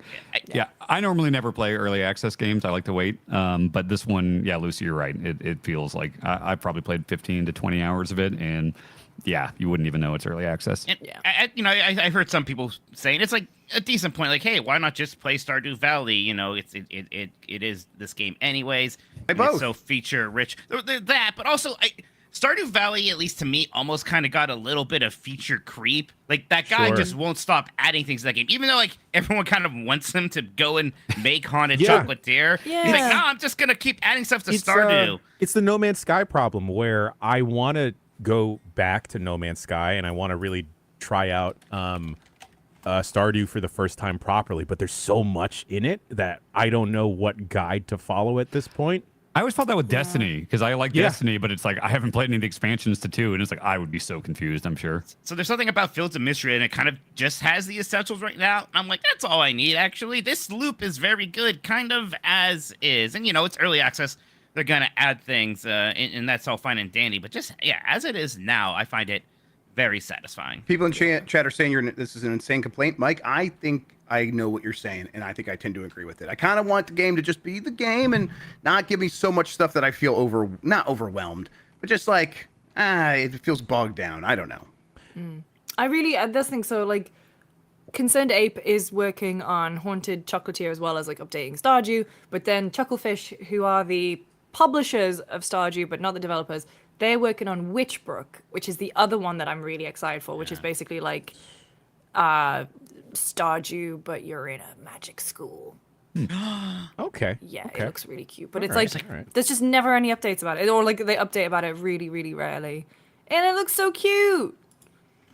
Speaking about looking cute and hot characters, Mike Minotti, tell me all about, you talked about this a bit last week, Marvel vs. Capcom 2. Yeah, that Marvel vs. Capcom Fighting Collection came out, and there's so many games on there, and I want to play them all, but I can't stop playing Marvel vs. Capcom 2 still. It really is just one of the most fun fighting games ever. And, having it now with good netcode is incredible. The fact that I can just play people online. And it can be intimidating to do that. There are a lot of people out there who've been playing this game for 25 years, and it's a game with a very high skill ceiling. But even then, I'm having more than a lot of fair matches. There's also something kind of it's kind of like an unspoken rule with Marvel vs. Capcom 2 fighters, where there's a top tier of like very good characters, your Magnetos and Storms, Psylocke teams, things like that. But a lot of people will kind of wait to see what you're picking, and if you're not picking those characters, if you're picking more mid-tier or low-tier, they will kind of match your freak a bit there, Okay. right? Yeah. Now, I'm not promising that, right? You're still probably going to, play some obnoxious top-tier teams, and, if you're going to play Marvel vs. Capcom 2, you got to get ready to get floored every once in a while, and it's kind of part of the charm and part of the fun. Go ahead, Jeff, question. Did you get Wazlered? Oh shit! I was just about to ask that. I was waiting for an opening. Damn. Okay, No. edit that out. Are you Lucy asked. gonna? Is that like a goozle? Have you little been? bit. Have you been hit by the Wazla?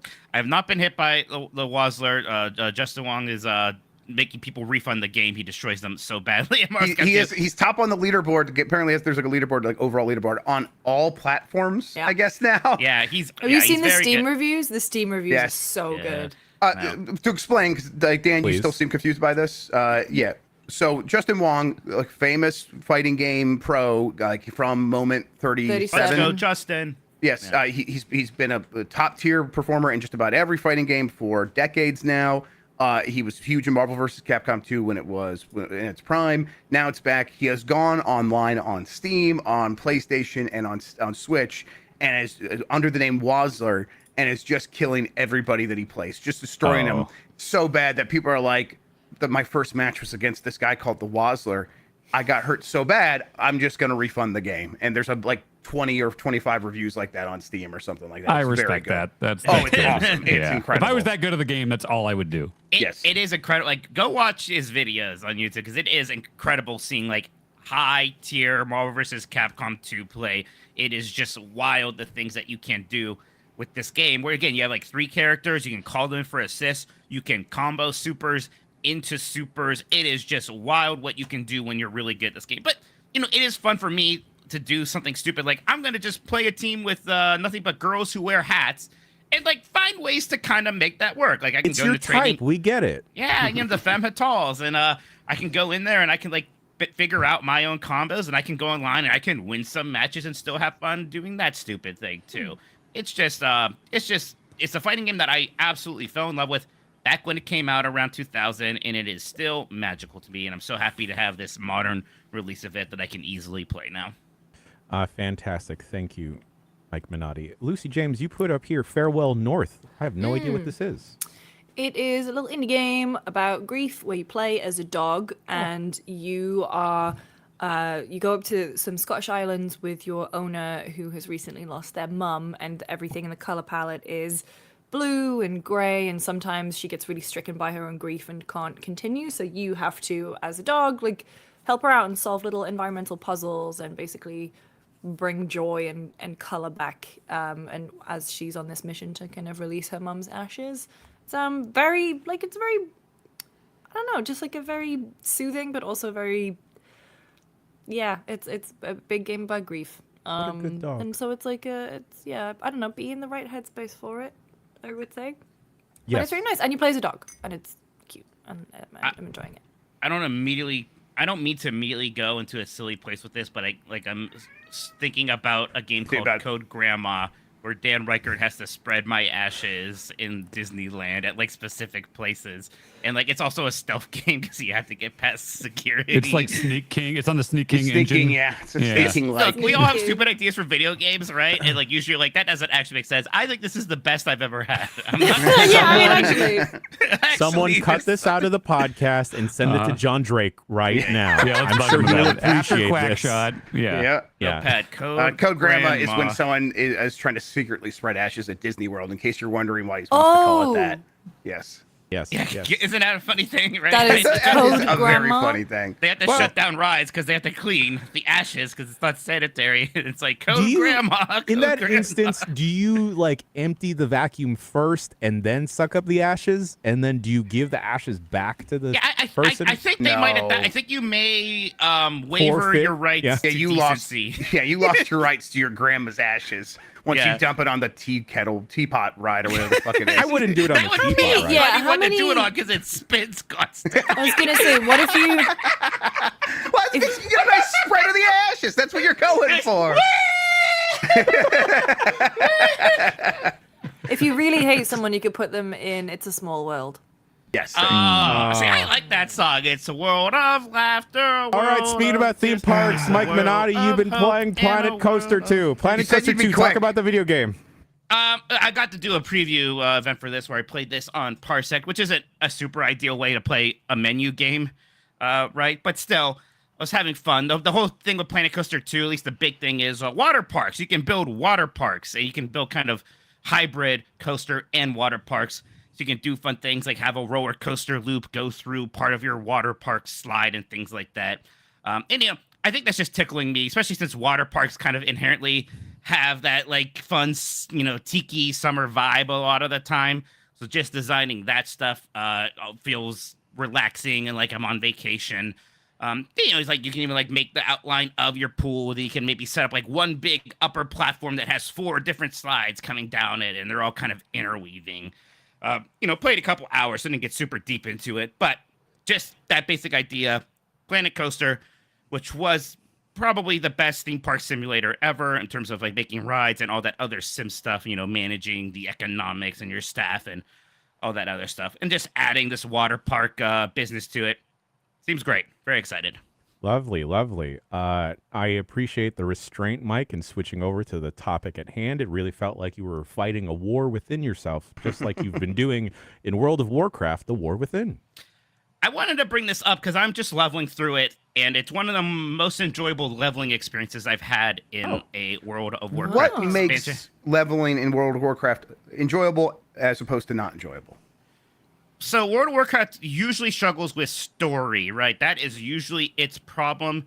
The story can kind of be a mess a lot of the times. That culminated in the bad expansion, Shadowlands, where we went to the Afterlife, and it turns out the Afterlife is still a place where you fight level 55 bears and things like that. And it was kind of just stupid and depressing. And this was doing a good job of folding in recognizable characters and actually giving them meaningful story arcs that is progressing things forward. And the large part of it is just, what zones are you in? Are these places interesting? And kind of the big one I was in is this big underground cave place where all of these kind of dwarf robot people live, and also kobolds, and they love candles, and there's like a problem with the kobolds. So everything was just very interesting. The combat is very snappy and fast-paced in World of Warcraft, so going around fighting things was good. It's just paced very well. And honestly, a couple months ago, Final Fantasy XIV's expansion came out, and I generally like Final Fantasy XIV more than World of Warcraft. I do think 14 released kind of a weak expansion, and I think World of Warcraft has released a very good one. Now, there's been some complaints of people who are further along with me about this new feature, Delves, which is kind of this hard solo content. They've been tuning that and adjusting it. Haven't really followed up on it, but there's been some complaints online about that.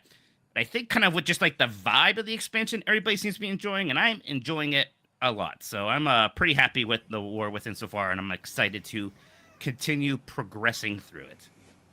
Last game we have to talk about here is very important, and I don't mean to alarm anyone. I know that I speak about a lot of alarming behavior all the time. Folks, I don't actually have a gambling problem. I don't have a weed problem or substance abuse problem, but I do have a problem with Pokemon, goddammit. Baltimore Regionals were this past weekend, and holy smokes, folks, I dig the VGC formats where we kick the legendary, we defenestrate the legendaries out the goddamn window. Who the fuck needs them? Because, ladies and gentlemen, I don't mean to alarm anyone, but people have found the little freak strategy. Something that I broke the case wide open in last gen. Sword and Shield. No, was that the last one? Sword and Shield. The Minchino strategy, where you can take down any and everything, has applied. And folks, what have we found out about Pokemon? Family is most important. The thing that will take down a pseudo legendary from Gen 1 will take Vin Diesel, down my favorite Pokemon. Dragonite is Mousehold, a group of 4 mice sticking together. That's right, folks. Congrats on winning your first regionals, buddy. This is all to say, who the fuck is this? No. Sorry. Was it a phone? What happened there? It was a phone. I thought I said something super bad Yeah, that the I needed to Pokemon be. company's calling you. The Pokemon. They should call me. God damn it. They should call you. You want a commentator? You want a color commentator for one of these regionals? Hit up your boy. I will freak the fuck out. I will be the Moro Ronaldo of Pokemon. Please give me this chance, God damn it! If you won't let me compete in regionals because I have to win so many goddamn points and play strategically proper, let me commentate over them. God damn it! I'm just getting shoot hot. I'm sorry. Anyway, this is all to say. The Pokemon gym is being renovated. We're gonna recruit Sean to help run the gym. I'm telling him this now, and I didn't ask him about this. Talk to him about this gym proper. leader, then? No, because we gotta go to regionals because it's gonna be in Anaheim and then it's gonna be in San Francisco. Right. We have to. The thing and then is I that learned. This could be Pokemon. It could be High School Musical. Oh my God! Yes, bet on it. Yes, that's the only good thing golf courses are for. And then I learned the thread. I barely know what we're talking about. I don't know what we're talking about at all. And then I learned that friend of the website, Jenny Nicholson, is also into Pokemon. So I'm like, all right, dog, you, me, Sean, we got to go to regionals. We got to win or have some type of showing. But also, Pokemon Company, you want a commentator? I won't do it pro bono. I'll do it for like a sandwich. Pay for accommodations or something. Hot dog and a handshake. Hot dog and a handshake, baby. That's what I work for. Just let me do it. Anyway, Mousehold, great fun. Competitive Pokemon. Never been a better time than right now. Folks, am I okay? No. Jeff Grubb, news. I'm more Lorcana team. Sorry, I don't go for this Pokemon crap. Something. Oh God, it's not working right. It's all breaking. It's also All great to right. see Garchomp back in like the top usage charts. Oh yeah, I was I worried can't stop about him. saying that myself, right? Yeah, Like, so I was just buy a talking- nickel for every time I was heard explaining to my friends say children it. in bed last night. They were like, "Hey, all right, you're gonna know it's time for sleep, but you got to hear some important news. Garchomp is back." Grub, real quick, last Pokemon thing for today, I swear. I hope the gimmicks will grow up in a world where we will never see Incineroar in the top usage charts again. To have Incineroar dominating Holy six right. out of a the top utopia eight, that you're imagining there. 6 out of the top 8 teams, that's insane. We need an answer. We need an answer to Incineroar, please. I said, let's just put him down. Let's All right. just kill that fucking Pokemon. Yeah, fucking kill him. News. New leak suggests. Okay, well, all right. Last guess. What do you guys think the name of the Switch 2 is going to be? Well, I looked, Super I looked Switch. at the doc. So. The Switch 2, if your name for the Switch could also be a name for a hypothetical Pro model for the Switch, it's a bad name and it's not going to be the name. It worked for It's- the Wii U, didn't it? Leak suggests the system is in full production with retail boxes that have a big number 2 on the side, not poop, but the big 2, the integer on the side, with workers expected to each worker's making 1,000 per day. This is where these leaks are coming from. The console is rumored to be slightly larger than its predecessor with a smaller bezel.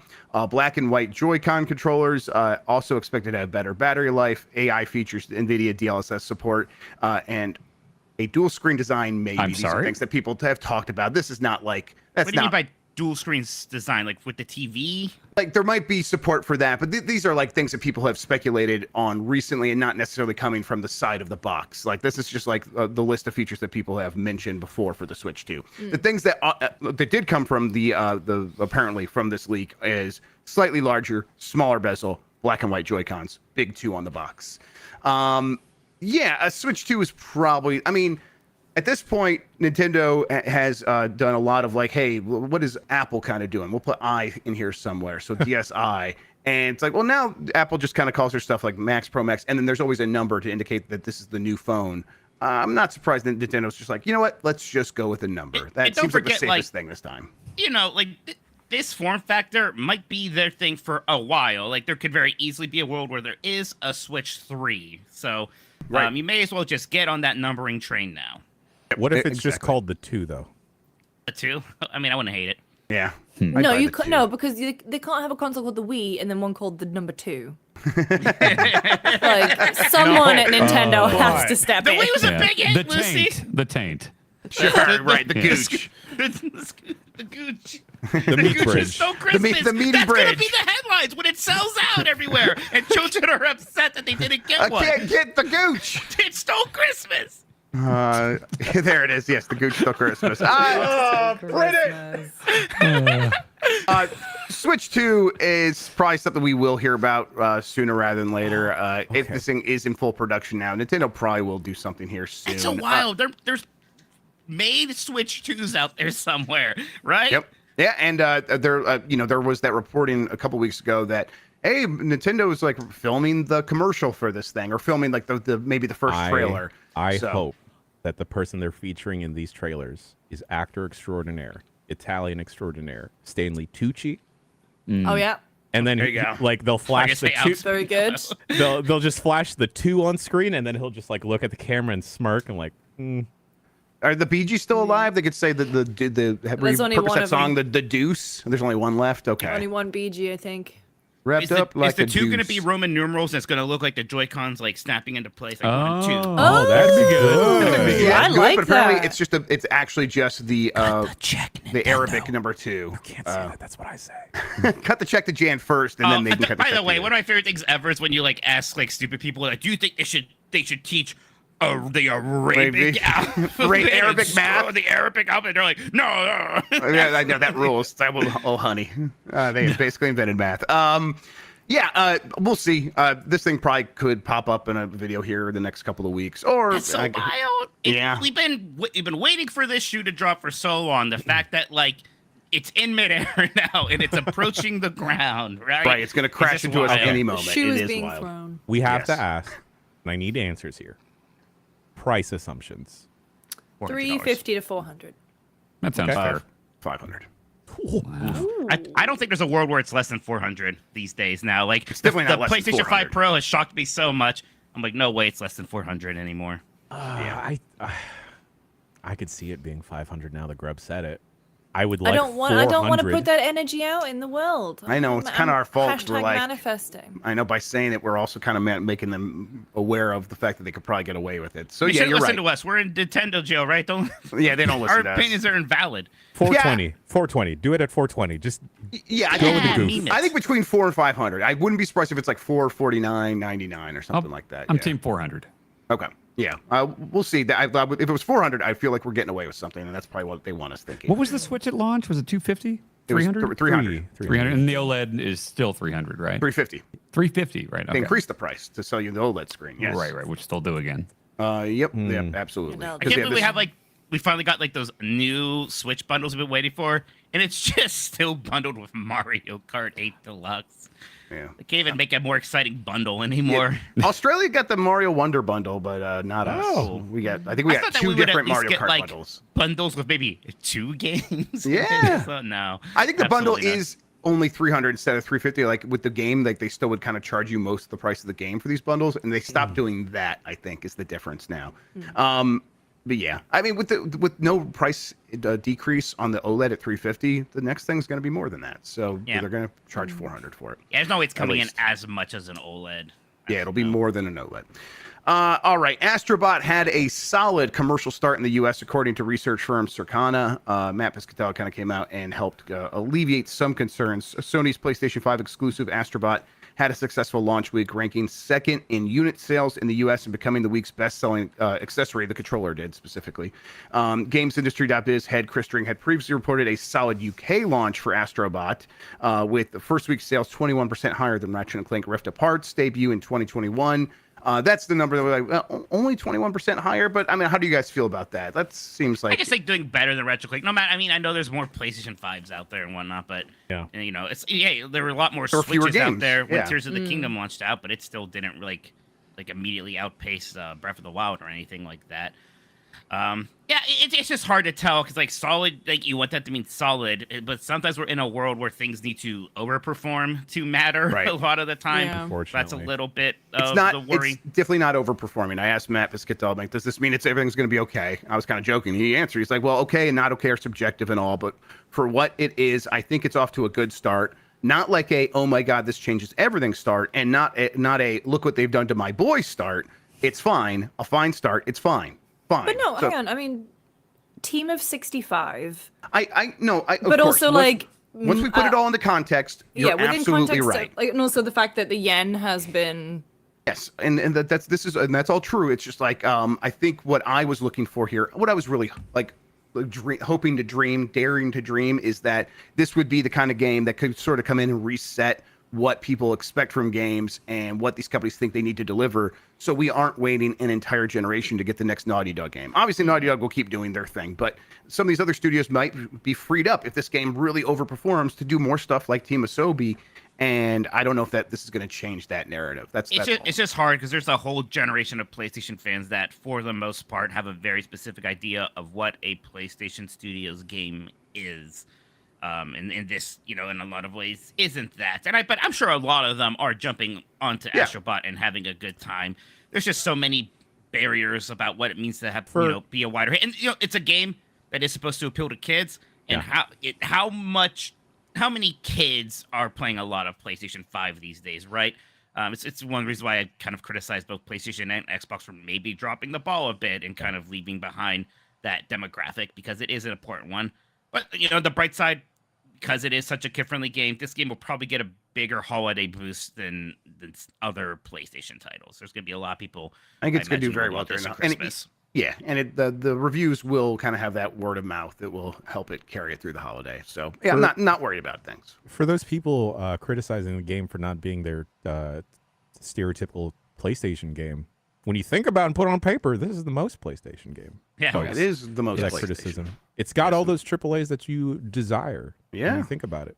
Look inside your hearts. It's got a Year of the Bow in there and everything. Inside your heart. All right. First details on EA's new Battlefield revealed, including the modern setting that they're going to return to. Electronic Arts revealed a bunch of details. The game will return to the modern setting that was similar to Battlefield 3 and 4, so not like the near future like 2042 was even. It will also be ditching the 128-player matches and the specialist system that kind of got away from the class-based system that the series was known for. They're going back to class-based. They're going back to 64-player battles, and they're just focused on trying to get this one right, because they're like, hey, this is super important to us. And Vince Zampella is the one answering all these questions and making these statements. He has taken over Battlefield after 2042 didn't perform the way they wanted it to. So yeah, I'm having a hard time getting excited about a Battlefield these days. I don't know about you all. Same. I was never a Battlefield person. Yeah, I tried to like Battlefield a few times. I have had some good times with Battlefield. It's never been for me, though. It's too much chaos for me. It's smart to go back to basics, though, I think, here, right? And I understand the desire to kind of switch things up a lot, but at this point, like, it has been a long time since Battlefield 4 came out, right? It seems like a long time anyway, so definitely doing one more in that mold. I think that's going to make sense. I think it's going to resonate with people. Make another Bad Company. Yeah, I think are we too far removed now from that to ever happen? I think we're so removed, long ago now. I think we're removed enough where it'll feel like a fresh idea to a whole new audience. I think if they do I've heard that they were working on a Battlefield Bad Company remaster once Vince Zampella sort of like started getting more involved, and he's like, let's actually put that to the side because we're going to do that. Let's do it like huge. Let's really bring it back. So they kind of have that back behind break glass in case of emergency. But I think if they do like a really solid remaster / remake of Bad Company, that could set that up for the future of like, okay, now this is a whole new avenue for these games going forward again. They did that with Dead Space, and that didn't work out either. I mean, even though that game did fine, they're not going to make more Dead Space. So, remind me, people liked Battlefield 1, the World War One. Yes, right? that one's. I think that one right now is still the most frequently played. Okay. It has the most players. That's right. Skate is officially launching into early access next year. Skate has been in playtest for over a year. Will release finally in early access for everybody next year. Full Circle, the developer, provided limited information about their early access release, such as platforms. But interested players can sign up on Skate Insider for more information. I think this is probably a good idea for this game, especially with the kind of game they're trying to make with Skate here, where it's going to be a hangout collaborative sort of game where it's like, okay, we're going to get 18 people in here. And one of these players is just going to start building obstacles in a skate park in front of all these other players, and everyone else could take turns doing tricks off of it. I think that's a cool hangout idea, but there's probably a lot of like headaches in what does that actually look and feel like that early access will help solve, right? Yeah, that's a part of Skate that I don't quite care for. I would just love to find lines with a crew and just like try hit rail a bunch of times, or just jump off a bunch of things in that like break bones mode. Yeah. Yeah. I just run around like go in what is that? Just Hall of Meat? ragdolling. Yeah. Oh, right. Forgot they called it That's another name for the gooch, right? Yes. Oh. Let's see. Man, I feel bad that like I just never played Skate. I should get interested. And what really got me interested in the skating video game world this week was just Tony Hawk being like, yeah, we're talking with Activision again, and really hoping something manifests over there. Speaking of which, Tony Hawk claims he is talking to Activision again. Tony Hawk's Pro Skater is celebrating its 25th anniversary this year, and Tony Hawk has hinted at anniversary plans. Hawk revealed that he is in discussions with Activision regarding the franchise, and that something special is in the work for fans, is how he phrased it. That can mean anything. People like who are trying to be a little bit less optimistic are saying maybe it's just like a re-release of the soundtracks or something like that. But I don't know. I'm getting my hopes up. Tony Hawk's Pro Skater 1+2 was the best-selling Tony Hawk game. So they good. should make another one because I Yes. bet it could do well as well. Do you 3 want and 4 makes so much sense. Like, I really hope it's that. I mean, I 3 and 4 makes sense first, and then Thug. I Thug think 1 and 2, baby. Thug 2. 3 and 4 makes it's like slightly less of a slam dunk than 1 and 2 because 4 does switch up the formula so much and Still kind of good. having. No, it's still good. I'm just saying like 4's great. 1 and 2 they're able to just kind of put all those levels and make it feel like one game in a way that'll be a little. It's going to be a little bit more awkward in a 3 and 4 package. They should still do it. they'd be more clear. separated. But Yeah. What was the other maybe one? that's a reason why they American Wasteland. Wasteland and American Wasteland. Skateland. in Yeah. Project 8. But Proving That ground. one. Which one was Ground. which was the one that kind of like bombed? Was Well, that Project Ride, 8? Project Downhill 8. Jam. Oh, Ride is the one I'm thinking of. Yeah, Trail yeah. Jam. Yeah. the peripheral one. But you know, Right. like I don't know, maybe they are going to be like, oh, let's just make a new one. Let's just use that Tony Hawk 1-2 engine. Although that was Vicarious Visions, who's now a Blizzard company, so I don't. Maybe it's not them making it anymore. But the Tony Hawk Pro Skater 5 was an absolute disaster. But maybe it is time to do a new game and just kind of look at that remake and just make one of those, but with new levels. Even if What they just did about- 3, would be If incredible. it was just 3, that's my favorite ones. I'd be fine. Lucy, What you have the about plan. Tony Hawk's soundtrack, like that when we were young festival, but just for bands who were on the Tony Hawk soundtrack? We're going. Okay. Yeah, I would go to that. Like we would all go, right? Like, Yeah, I would. Yeah. We're gonna go. I put on my Vans Goldfinger. sneakers and I would go, yes. Just Superman on repeat. I'll buy my first vape. No. When I went back to the UK, oh, well, hang on, you guys went to the UK too. You would have seen it. Were you surprised at how many people vape? A lot. There's a Oh lot. my more. god! Yeah. I was out the other day and I was with people who were too drunk, and like one guy lost his vape and he was like very mad about it. He's like, I lost my vape. This one, like the one other girl in our group was like, he's had that vape for 3 years. And I just wanted to be like, oh, okay, cool. Jeez. Oh, you're so cold, Mike. Yeah, For it's the like, I vapors. feel, that's a real tough problem. He's got a lot of emotional attachment to this To a vape. can that play he Tetris, Mike, come lost on. on his own. I don't feel bad for him. So they banned flavored vapes in San Francisco. So you just never see anyone Favorite vaping. rapper too. Oh. Flavored Flavored vapes. Flavor vapes. Okay, that's close enough. Yeah.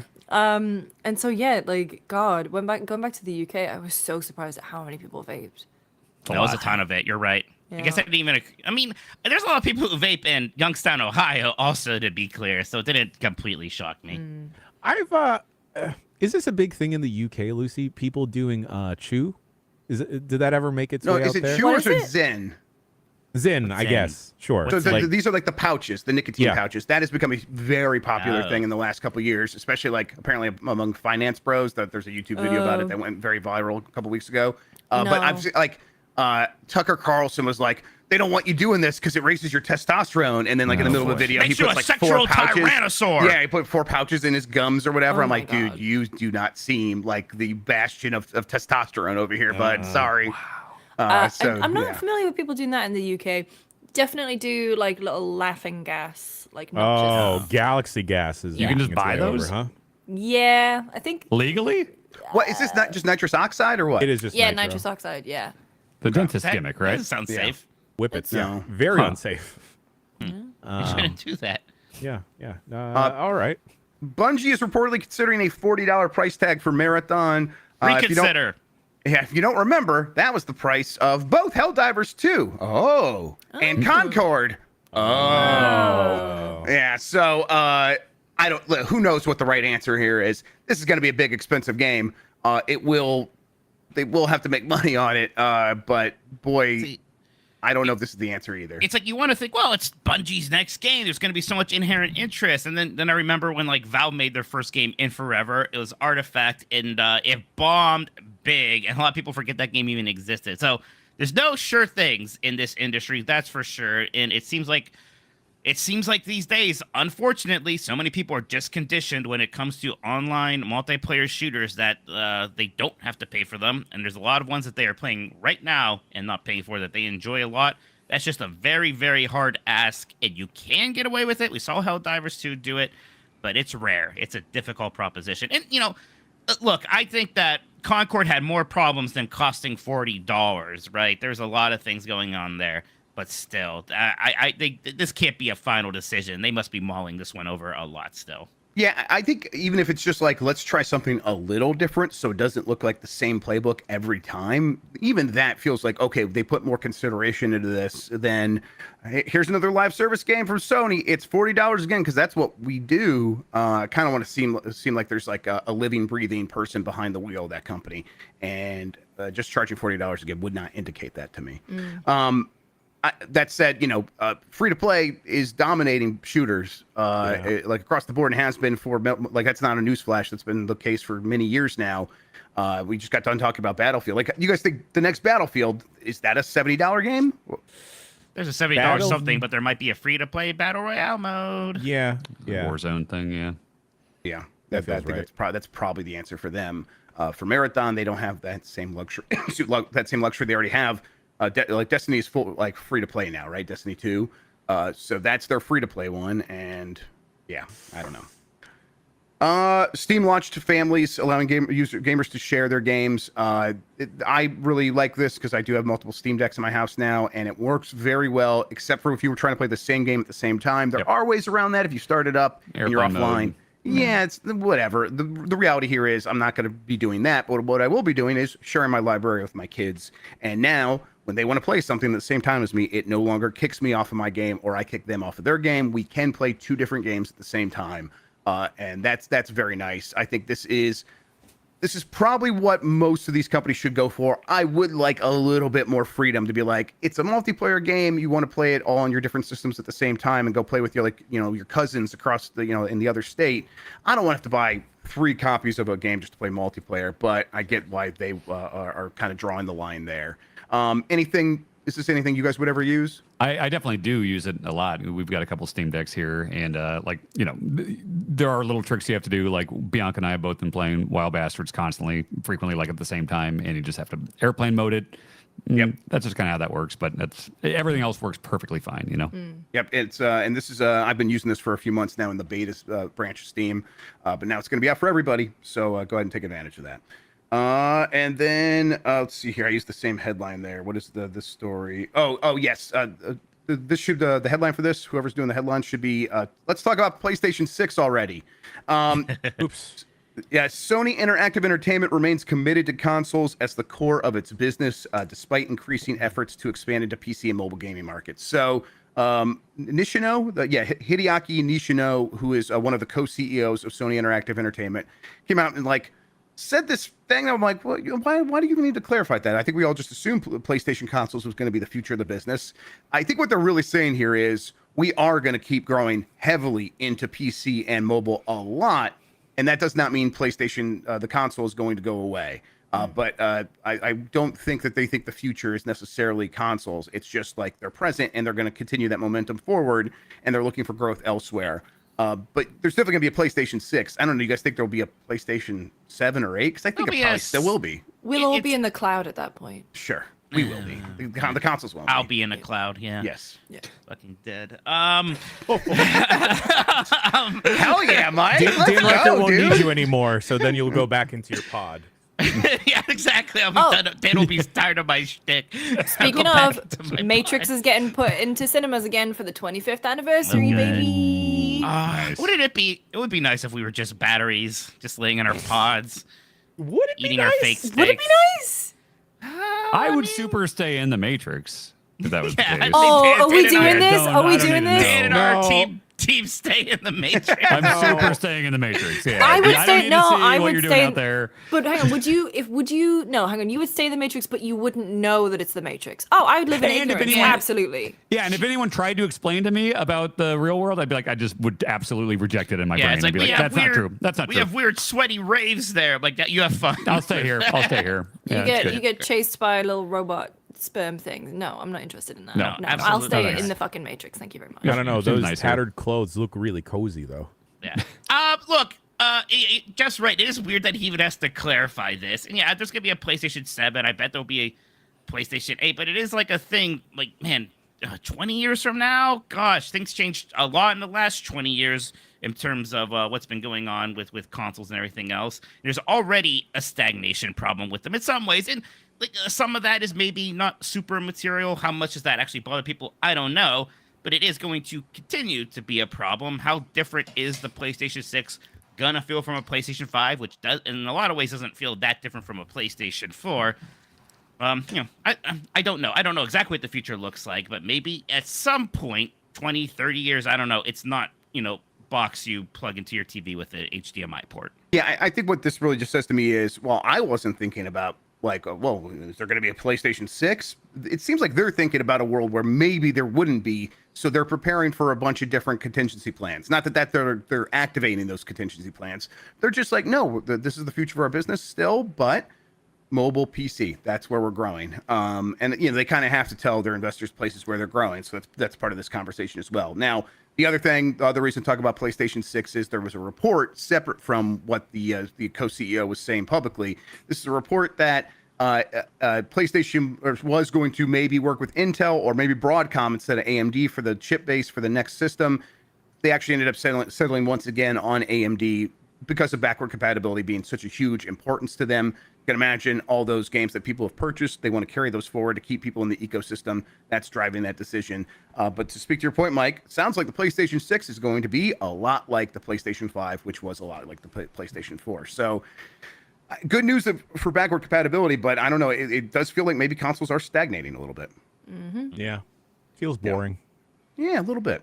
But I don't know. As long as the games continue to be good. PlayStation, y'all act with enough hubris already. Just add something weird to it. Yeah. I mean, the DualSense was clearly the thing this time. A handle. Oh, yeah. Oh, GameCube it up. Shit. Mhm. Yeah, like Just make it orange or purple. like Spice orange. the levels in Astrobot where you have to use one of the power-ups to pull something up hella hard. Just add that to the box. Yeah. How do you move a PlayStation 5? Like, how do you just- move it you from just- like Bear hug it. You got put on like latex gloves. So you don't have to touch No. that weird plastic. like say Oh. you're moving house? How do you and you threw away the PS5 box? You keep How the do you box move it? always. Keep That the box, box- the inserts, all that stuff. That box is so flimsy. The box is flimsy, but it's got the environmentally inserts. sound. You need the Why inserts. are you keeping the box? To just collect it or what? I kept my box. I have historically always kept them to move them because I move Move them, constantly. okay. Okay. And yeah, it's just the safest way. You keep the inserts, keep the bags, all that Right. stuff. So yeah. Okay. You're talking when you say the inserts, you mean like the foam. The things that are like they fit the Yes, okay. shape of the console. Yeah. Right. Gotcha. All right. Yeah, that Yep, makes yep. sense. Yeah. I don't have enough space to keep boxes. Yeah, I'm trying to have less stuff. I have like mine how under my- the bed.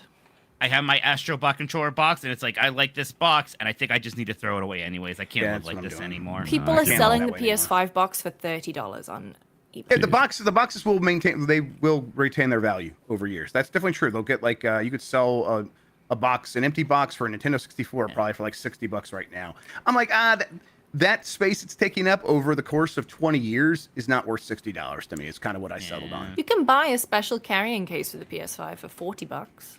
Yeah, you get a Pelican case or something. What about the value of my soul, right? And all I these just all can't these put a batteries price on carrying that. it. Yeah. I checked the thing in the back seat and just whatever, let it roll around, let back there with the kids. It's I did fine. eyeball the PS5, like even the like newer slim one that I have when we were going to PAX because Astrobot code just came in and I was like, do I try to pack this thing? And that seems like a risky proposition. Jinx Monsoon, who's in Chicago and like a very famous drag queen, takes PS5 with them everywhere they go. Wow. Like That takes across a the world. lot of space. That does it for the news. I'm handing the show back over to you, Jonathan Ochoa. Fantastic. I'm going to need to take another quick breaky break to just take a power nap, and then we'll get back with some emails right after this.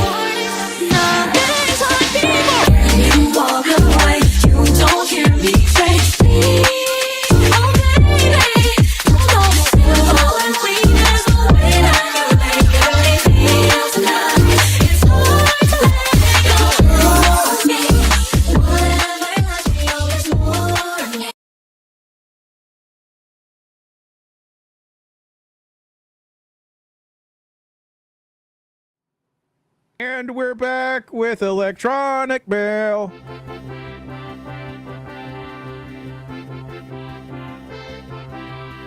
Emails.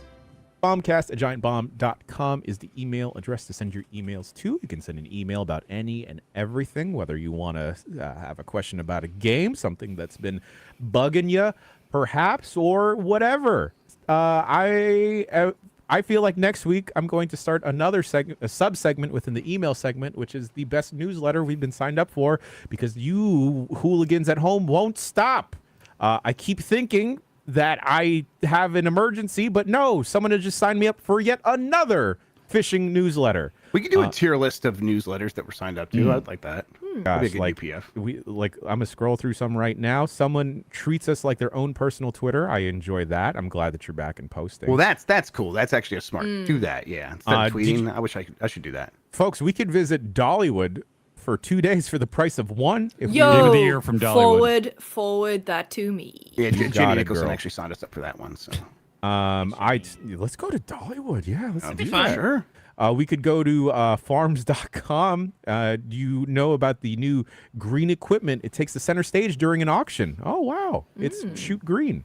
This is a Disney blog that I feel like is just maybe in cahoots with Mike. But anyway, we're going to read the real emails, the emails that you, the folks at home, write in about.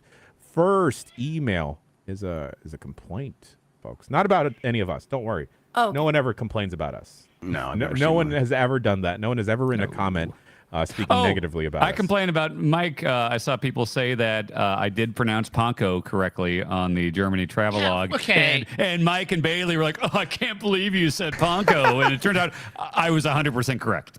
All right. Okay, look. First off, it's not like you freaking looked into it and found out how they pronounce it in Japan or something. My instincts. Okay, great. So that's how they say it in Japan. I've never heard anybody, and this isn't me. This isn't an English moment. I have never heard anyone say Ponko. How do you say it, Jeff? How do you say it? Oh, if I was looking at it, I would have said Panko. Wait, what are you talking about? Ponko The crumbs. I was eating a breadcrumbs. corn dog, Oh. and the outside was Ponko crumbs, which is how I ordered it and how I've always said it. I've made stuff with Ponko crumbs before, and Mr. Chef over here, Minotti, was like, "Oh, what an idiot! Dan thinks it's Ponko." And then Bailey was like, "Yeah, Dan is an idiot about this." So everyone thought I was an idiot. I was right. I was gonna say, I've never said that word out loud, I don't think. Yeah, I think that's really actually the answer to that question is I've never thought about that word enough to say it in my life. I watched a lot of food YouTube. Okay, I just never heard Ponko before. You just What got language was the Mango. food YouTube in? Bad What's that? instincts. What language was the food YouTube that you were watching in? English. All right. Patrick from Brighton writes in, "Hey, Bombsters, writing in from the UK. If you all want a PS5 Pro with such luxuries as a disk drive and the stupid little bit of plastic that lets you stand it upright, it will apparently cost U.S. consumers $807.99, $699 for the console, $79.99 for the disk drive, $29 for the stand. It would cost me €829. That is no, pounds. I don't know currency. I'm sorry, English. Oh no, it's we left right. that whole thing. Also, we would never euro. You never use euro, huh? No, we Yeah. never used euro. That is $1,076.51. I try to come up with a more elegant way to ask this, but what the actual fuck? Your sticker shook, Patrick Brighton. Brexit. I mean, you can just move to, like, Liz, you moved to America. It's not that hard, right? Yeah, Sam Kinison you would joking? say, move to where the food is. You're joking. Yes. Yes, I Do you know am. how much? Do you know how much I just spent on a lawyer, Dan? It's a lot of money. You and Tam and Daniel Dwyer, it seems like the biggest pain in the ass ever. Was it more or less than the price of a PlayStation 5 Pro? More, multiple times over. I figured. Yeah, no, it's the UK's getting like the Cosy Lives. Do you know that's what we call it? Cosy Lives. Oh, Cost cost of of living? Cost of living? Cost of Oh, living that's fun. crisis. Oh, Yeah, I like Cosy that. Lives. Cosy lives. Cosy Lives. Yeah, shit's expensive. Like I went home just before PAX after Gamescom, and I was like, Jesus Christ! Sad. Sad. Yep. Sad. Yep. It's too much. It's too much, but I think a lot of people are still going to pay for it. So, The Pro? Yeah, it's too much. Oh yeah. Yeah, but people are going to buy it still, and so has its this audience. is just what the prices are going to be. They might, people, or like we've talked about the PS6 could be $700, could be $600 still. They might try to find ways, but it's not going to be less than $600. There's no way. And really, No. I have a hard time seeing it being less than the PS5 Pro. So I don't think it'll be less than 700, all things considered. But we'll see. So this is just them trying to get more out of these systems, and really what choice they have left, because they got to put so much hardware in there so that you could begin to see a difference in these games. Because otherwise, they were showing stuff off between the PS5 and the PS5 Pro, and they were the exact same games. They just sometimes ran at better frame rates sometimes. And they're like, well, and this one has better image quality, and no one could see it without them zooming in. So they have to put a lot more stuff in there, and that means they're going to have to cost more to get people excited. And you have to get excited to spend this money in the first place. It's like this vicious cycle. So yeah, I'm just kind of getting used to this being the new norm. Speaking about the new norm, divorce is dominating the email inbox, actually. This comes from Mitchell. What's up, duders? I've been listening since 2008. Hey, thanks.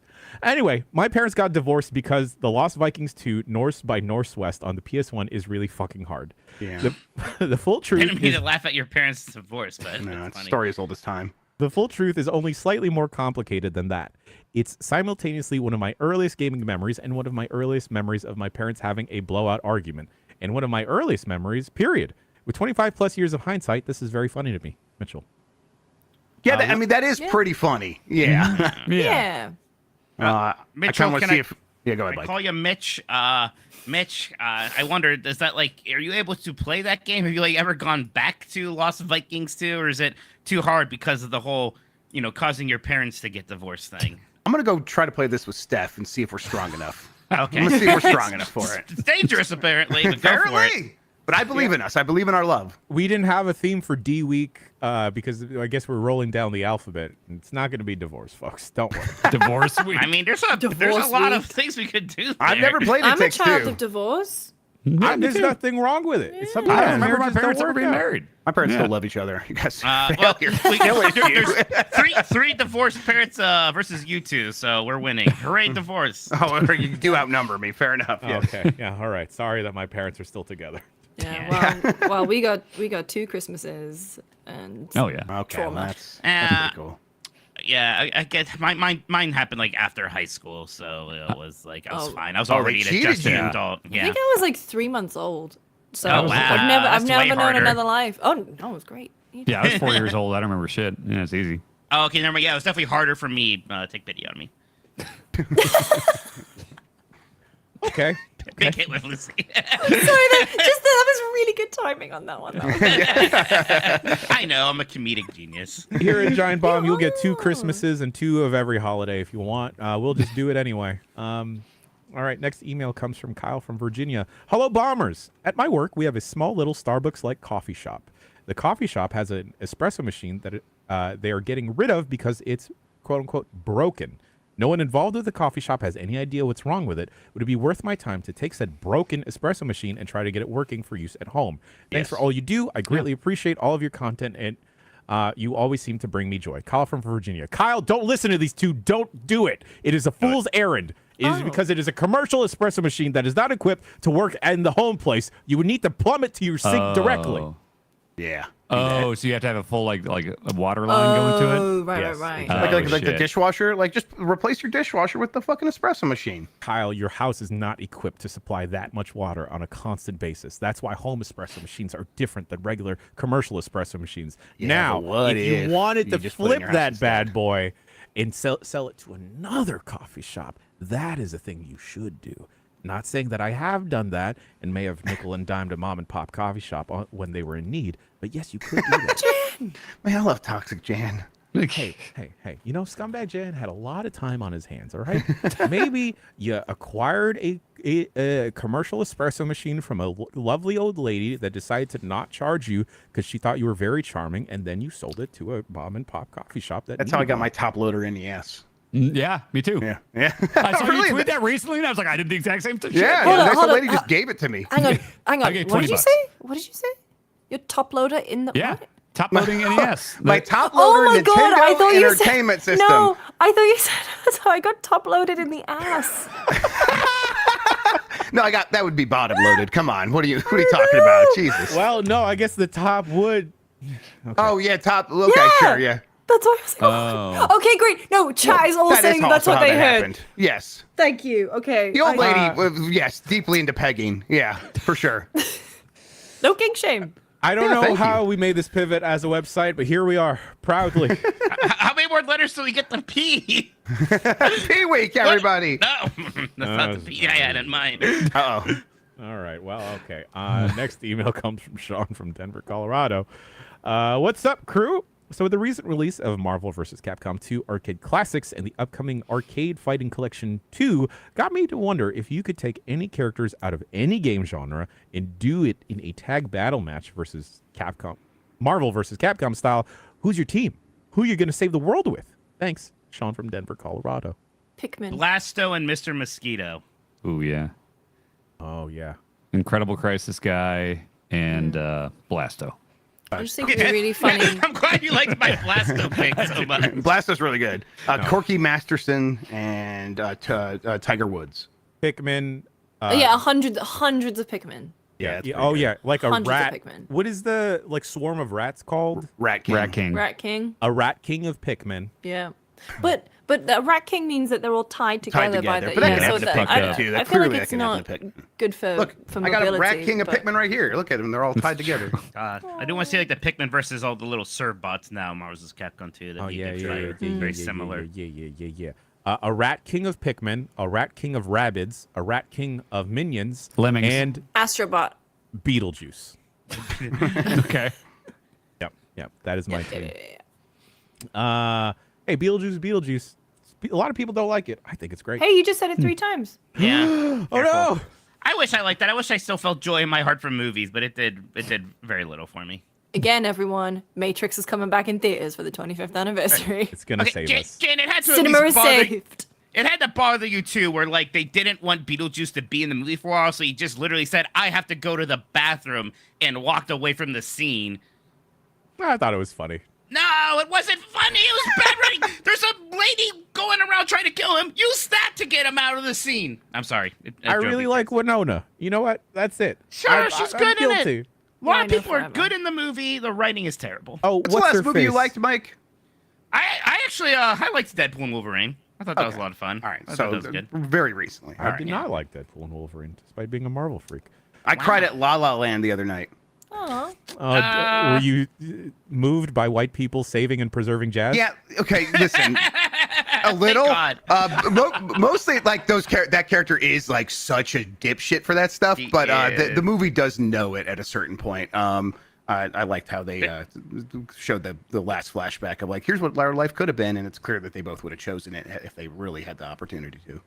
There's a scene in La La Land where like the guy like sold out and joined like some new like fusion jazz band thing, and like he's like the point is like the two main characters like like, oh wow, can you believe how I sold out for this garbage? And I was like saying that they were like, I think this sounds pretty good. I have to work with John Legend. Music. It's fun. Yeah, this is kind of fun. I don't see what the problem with this is, but oh well. I am very excited about Megalopolis. Oh, Yeah, it's gonna be a did real you movie. no, Did you hear Yeah. the Amazon AI stuff? No. Okay, so for this movie, apparently they were working on some AI tech at Amazon so that audience members could ask Adam Driver a question. Like, because there's a point where he talks to the audience in the movie, and so when they were doing like the film festivals, they had a person in real life 3D space talk to Adam Driver, and then they tried to do it so that people in the audience could do it with AI, and then Amazon canned the whole team. Amazing. So think of what they took from us. Oh my God. I think it's still going to be completely bad shit. Oh, it's gonna be awful. Yes. Cannot wait. All right. Next email comes from Allison in Alabama. Hey, love y'all. Quick question for a theoretical $500. Would you rather be really, really itchy for 30 minutes or really, really hot for 45 minutes? Both actions would leave no lasting injuries or wounds, i.e. cuts, sunburns, dehydration, etc. Hot. Yeah, if like the thing with hot is like there's also the fear of like, oh, this is gonna kill me. So if that wasn't there, like, oh, if I don't have to worry about passing out or something, I guess I could be really hot for 45 minutes. Being itchy is a lot. I think that's hate probably being right. hot. I hate being hot too. I hate it. I do too. That's a fun Terrible. sound clip. So conceited, Lucy. Oh my I'm god. Lucy James. I hate Self- being I hate being hot. Oh my god. No, because sometimes, like, I get it. It's just a weird patch here on my upper arm. Every so often, I get a really severe itch that like hurts, and I have to be like, ah. And yeah, I couldn't deal with that for 30 Also, minutes. like, So. when you're itchy, there is like that kind of like relief, like feel good moment when you like. Yeah, but if scratch it the doesn't itch. go away, it's Ooh. terrible. Now I know there's Yeah. no lasting damage, but you can like itch yourself so bad that you scratch yourself so bad that you like Scratch start to yourself break raw. skin. Yeah, Yeah. you gotta get in there. Yeah. Yeah. I don't- feel don't like wanna I've do that. scratched myself for 30 minutes, so I think I could do it already. So I believe in your But your capability to scratch yourself for 30 Like, minutes. where yes. are you itchy though? Are you itchy All all over. over? The Mm, douche. Yeah, that's what I'm saying. Because you're gonna be hot all over. That'd be hot. Yeah, I'd go with hot. Hot. Yeah, it'd be uncomfortable, but not the worst. Yeah. 45 minutes feels like a long time, though. It It would be a does. long time. But that's the thing, though. No, because I go to the spa, right? And I Yes. sit in a steam room. Because that's the thing. Is it humid?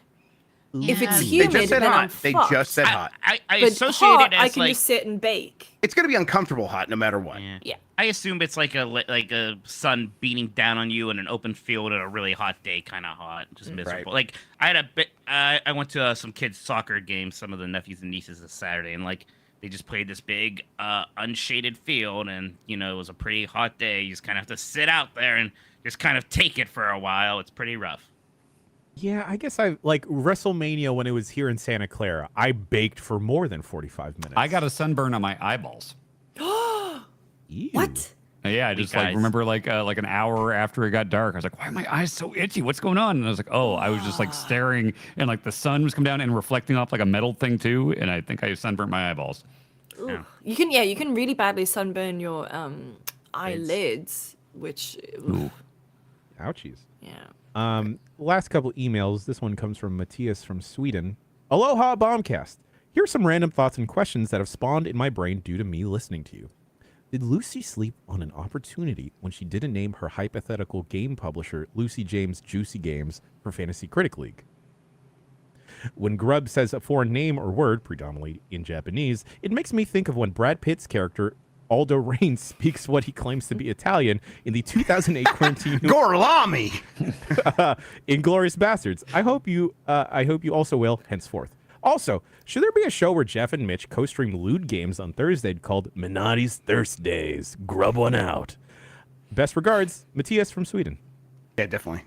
No. We're gonna beat it is the name of the feature. Yeah, we're gonna beat it. Yeah. You know what? I'm just gonna say I still don't understand what a fantasy critic league is, and Yeah, I, you just, gotta- I never Clearly. remember. I never remember to log in. Backlash stole. Thank goodness you're here for me. Yeah. Lucy, the bad news, I think you are Oh, I'm projected dead to be last. I'm so dead if you last. lose, you have to play the worst game on anyone's list, which right now You is still have a few slots. You gotta pick some yeah, stuff you gotta up. pick some What is games. it? What is it? What is it? What is it? Uh, What's the worst game? I think it would be the Skull and Bones. Oh, that's fine.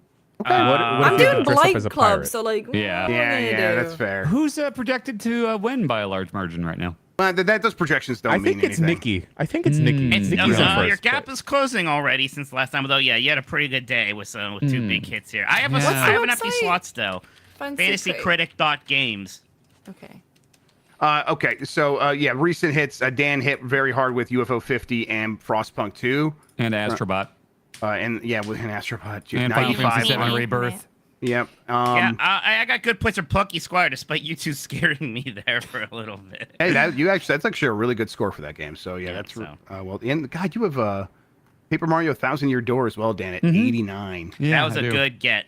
Yeah, That that's was a very good I get. think Dan's kind of probably has it locked up, but So you're all gonna Well- Venmo me when I win, right? That's how this works. Call of Duty can be risky. Call of Duty sometimes gets negative points. Now it seems like people are high on this one, so Yeah, I bet you're it'll probably be gonna fine. be fine. Actually, the reality for me, if to win Mario and Luigi Brothers ship, it has to be like very good, and then Neva and Microsoft Flight Simulator 2024 also have to probably both be like 90s. to have a shot, I need Mina the Hollower to come out this year, and I need Indiana Jones: The Great Circle to maybe over deliver. Mike, I seems need like what Hollow happened. Knight Silk Song, okay? Yeah, you're done. Like, You're I'm done. Yeah, gosh. Sorry, dog. Yeah, All right. absolutely not. Last two emails of the show. This one comes from Nikolai from Australia. Hey, Bombcast crew. I've just completed my tour of the U.S. I don't know if you know this, but the fast food in America is not so good and seems to have zero seasoning. Raising Cane's, Wendy's, and Popeyes probably take the top spots, but the sauces are doing a lot of the work. Your KFC is so much worse than Australia. Feels like you guys are missing out on the secret herbs and spices. Do you guys like overseas food, or does it have too much going on for you guys? Okay, now to be clear, I haven't been to Australia, but in Europe, the fast food definitely less seasoned than in America. Definitely less salt going on in the Germany McDonald's than in the one back home. Mike and I also were in London for like 24 hours and had both KFC and McDonald's in London. And KFC had the Kansas barbecue tenders, which is like, okay, I got to see what the hell Germany thinks Kansas barbecue is. And they were fine, but there's not enough seasoning and salt on stuff and flavor in the European ones I've been to. This is like America like is nothing but super savory, well flavored food if you go anywhere like outside of these fast food places. But fast food is like very safe for the most part. Yeah, it's Raising the Cane's lowest common denominator. Yeah, Raising Cane's specifically, they don't put enough salt on their tenders, so Yeah, it is the like sauce. The sauce is doing all of the heavy lifting there. That's but true. it's a very good sauce. It's a very good sauce. That The Texas fries toast have would be a good, ton though. of salt on Yep. them. That's good. Love a good crinkle cut. Popeyes didn't have enough seasoning for you. I don't know. It took a top spot, is what they said. Yeah. Okay, No, top spot, Popeyes but- is incredible now. Yeah. The gravy in KFC in the UK is phenomenal. Oh. my Yeah, God. okay. I don't think I got any. It came up as a sauce, and that weirded me out for some reason. I don't want to think of gravy as a sauce, even though it is. It's just like, no, that should be a separate thing. That clip of you eating a Lindor chocolate at the chocolate factory in the Disgusting. travelogue, and you being like, "Oh, this is what I imagine fruit to be like." It's like, wait, do you just have a completely weird like? You think you bite Yeah. into an apple and then just like a bunch of goo comes out? No, a lot of water gets released, and I No, don't that's like like- that. No, it doesn't. That might Okay, be for apples an are like orange. 90% water. Like, Well, Yeah, yeah, but I so am are right. we. We're you know? 99% water. Well, I'm not And the eating world- but you. if you bit into me, I would goosh. What do you mean? I Like, think Mike is picturing Goosh. like a tidal boy. wave of liquid coming. It's like, no, it's juicy, When you eat a but grape, it's like a lot of water in there, and it kind of like explodes in your mouth, and I hate that. Is all I'm saying. I don't like Yeah, that's his whole thing. Is he doesn't like the how Gush. watery the juice. goosh. Yeah. I don't like how there's gushy. not. What about- really- It's just kind of wet. What about Yeah, raisins? Raisins Raisins are are dry. I'll eat a raisin. Like, I don't love it, but I can eat a raisin. Yeah, dried fruits are definitely way better than raw ones for sure. Wrapped Do you up think strawberries a are like that? goosh. What? I know Do you think strawberries aren't quite as wet as other things. No, but no, I don't want Okay. strawberry. Bananas. Are you okay with bananas? No, but they're not as wet as other ones. But still, I'm not good with that. They're You not know- wet at all, I would Yeah, not really very wet. More fibery, fibrous, Man, this is yeah, making. kinda. Lindor starchy. Lindor chocolates are awesome. Yeah. Yeah. they are. Okay. Yeah. Look on those. I know that I'm just a little kind of weird, and I don't like chocolate that much, and two, don't like that liquid explosion. No matter what, like I didn't like gushers as a kid. I just don't like liquid centers in things. It's kind of weird to me. It's gross. Dry centers only. Only the driest centers Just for Mikey. Parched centers. Chat says Dan's food takes walks so Mike's food taste could run. It is so weird not being the weirdest person on a podcast. I am. That is insane. I will No, do a new will poll not right take now. it. Give me a second. No, I am absolutely not weirder than Dan. Why is it weird that the German chocolate factory doesn't talk about the late 30s or I early didn't know 40s they were Dan Riker? implicit. I didn't Yeah. know the chocolate factory was implicit. Yeah, God, no, absolutely Complicit. not. But yes. Complicit, yeah. We can't say that word anymore, guys. What are you doing? All right. That goes in the complicit bucket. Sorry. All right, last email of the show. Jesus H. Christ. Since we got really into Space Marine, a lot of folks have written in about Space Marine lore, and this comes from Jamie in Ireland. How is it going, Bomb Crew? During your unprofessional Fridays playthrough of Space Marine 2, Dan came up with an idea for a quiz where players guess That if wasn't me. something is the name of the Space Marine chapter from the Warhammer 40k universe or a pro wrestling stable on the independent scene. So here I came up with one. I made it a little bit more challenging by including wrestling stables from around the world, not just from American indies. All Sure. right. First one. You guys ready? Sure. Yeah, let's do it. All right. I'm not keeping score. You keep score for yourselves. Black Templars. Warhammer. I'm going to say Warhammer. Warhammer. Warhammer. You're correct. That is from the Space Marines. Blood Warriors. I'm gonna go with wrestling. Wrestling stable. Warhammer? Wrestling from Dragon Gate. Oh, Okay. Jeff! Oh, Jeff, you hear that? Damn, Mister, I know everything about wrestling. He's know on the record for not I knowing know anything about. World War II. I I don't know. know Japanese wrestling. He doesn't know anything about anything other outside of American wrestling. He's on the record Yeah, about that. that's right. I forgot. He's racist, not me. It's not going to work that way, Mike. Mike's shoot hot because 35 to 27. Mike is currently weirder in the most recent poll. I think Yep. Mike No, was people fine on the like last one. I always lose polls because No, people, previously Dan got by far. Dan was the weirder one the last time we Is did it? this. That's really what threw people over. The fact that I don't like things with wet centers. Like everyone else in the world is allowed to say I'm a texture person, but I don't like wet, weird, watery food, and I'm a freak now. Clip What's the that. next one, Jan? Golden Storm Riders. Warhammer. I think pro wrestling. That sounds like some New Japan shit right there. It's so wordy. It's hard to say. I'm I gonna think go. Warhammer. I'm gonna go with wrestling. Okay, what if I just say all of them moving forward as like a Space Marine? Yeah. Okay. This is in fact wrestling from Okay. DDT. Oh. Okay, next one is Order of the Neo Solar Temple. That has Warhammer. Warhammer. Come Yeah, on. Warhammer. Wrestling and Chikara. Awesome. Okay, never Next. mind. Eat shit. Legion of the Damned. Warhammer. I'm gonna say Warhammer for all of these because they all. I'm could gonna be. go. I'm gonna go wrestling. It is in fact Warhammer. Yay! Okay, this one I heard about. Sisters of Battle. That's Wrestling. Warhammer. Wrestling? Wrestling. Space Marine Allies. Shit. I don't think I've gotten any of these right. Raven God. Warhammer. Warhammer. That is a wrestling stable that specifically protects the wrestler Raven. That's his flock. Yeah, come on. Now he's got the guard. Okay. It is in fact Space Marines. Yeah, Hey. fair enough. Next one is Magical Sugar Rabbits. Wrestling? That has to be definitely wrestling. I'm going with Warhammer just to see.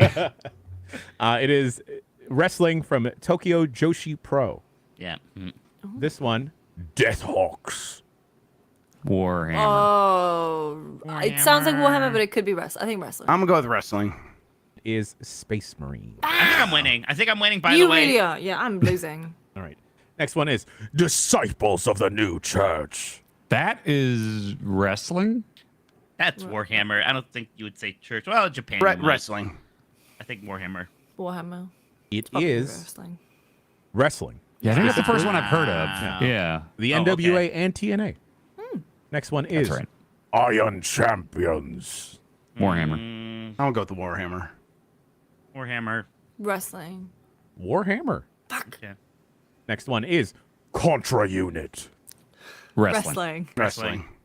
Wrestling. Yes, Major League Wrestling. Next one is Knights of Thunder. Warhammer. Wrestling. Warhammer. Wrestling. Warhammer. Yeah. Final stretch here, folks. Psycho Circus. That's a Kiss Rest- game yeah, for the the Dreamcast game. That's yeah. one of the Barks and Marvel vs. Capcom 2. There was the Kiss Demon Wrestler, so I'll say wrestling. It's got to be wrestling. Yeah, I don't think there'd be circuses in Warhammer. I'm gonna say wrestling. Yeah. It'd be really fucked up circuses, though. It is wrestling from AAA. Final four here. Whoa. Doom Legion. Warhammer. Warhammer. Well, it could be wrestling, but Warhammer. I'm gonna go with wrestling. Warhammer. Warhammer. Wow, both legions have been Warhammer, and I was wrong each time. Yeah. Vulture Squad. Warhammer. Wasn't there a Raven squad already? Warhammer. Wrestling. Wrestling. It is wrestling from Ring of Oh, okay, Honor. shit. Oh. Oh, ROH. Okay. And then Nemesis. Warhammer. Resident Evil. Wrestling. Wrestling. Wrestling. I'll go with Warhammer. What the hell? It is Space Marines. Okay. Okay. And final one. Thank you, Jamie from Ireland, for putting this all together. The final faction or Warhammer is United Empire. Wrestling. Wrestling. Yeah, wrestling. Yeah. Wrestling. It is wrestling from New That's Japan. Osprey's thing, right? Yeah. Yes. Thank you, everyone, and congratulations to whoever the heck won that quiz. Just That was me. tough. That was tough. That was actually really It was fun. That worked better than I thought it would. They weren't from the 4 companies I know, so I didn't know any of those. And that about does it for emails this week. What do we got going on? We got Game Mess mornings popping off. We've, for the most part, returned to a regular week. We have. As far as I know. Do we have a JoJo Yeah. tomorrow? We have a JoJo's from Jeff's from last week that is up on the website. If you missed it getting posted, it is up on the site now. Game S mornings for the rest of the week. Voicemail, dump truck, Blight Club continuing on. Mikey, how are your eyes? They're feeling a little dry. I might need to do a lot of blinking tomorrow. That game Fantastic. continues to deliver. It's perfect. We will have we're switching it up on Friday, folks. We're going to do Game S mornings and then BCR and then UPF. It turns out it might be a little bit more fun to end the week with Unprofessional Fridays versus a podcast. We'll be talking about more games on Friday. Thursday or Wednesday, we're going to try and do a grub bag. We've been meaning to do a little bit of catch up, playing some games that we've been talking about on the website. Grub, I may have to talk to you about Thursday because I totally forgot I gotta go somewhere on Thursday. When, Okay, when are we'll you figure it out. cowards gonna face me in Marvel? That Yeah, could be we're- Friday. Yeah, we're We're gonna throw some ducking stuff me. around there. Yeah. Yeah. Yeah. Sounds good. All I've right. got ladies with hats and they're ready to fight. Also this week, The weirdest pimp ever. the Cologne, Germany travelogue video is up. Please check it out. Please watch it. Again, I'm going to ask you to just leave a comment. Just leave a comment and do a thumbs up. Just boost Just that algo, please. Correct Mikey on the Ponko thing. Absolutely not. A lot of loan words have different pronunciations here than they did in their origin countries. And folks, what did we learn today? We learned that Mike Minotti is the biggest fan of the movie You weren't Noobs. here. I'm sorry. Go ahead.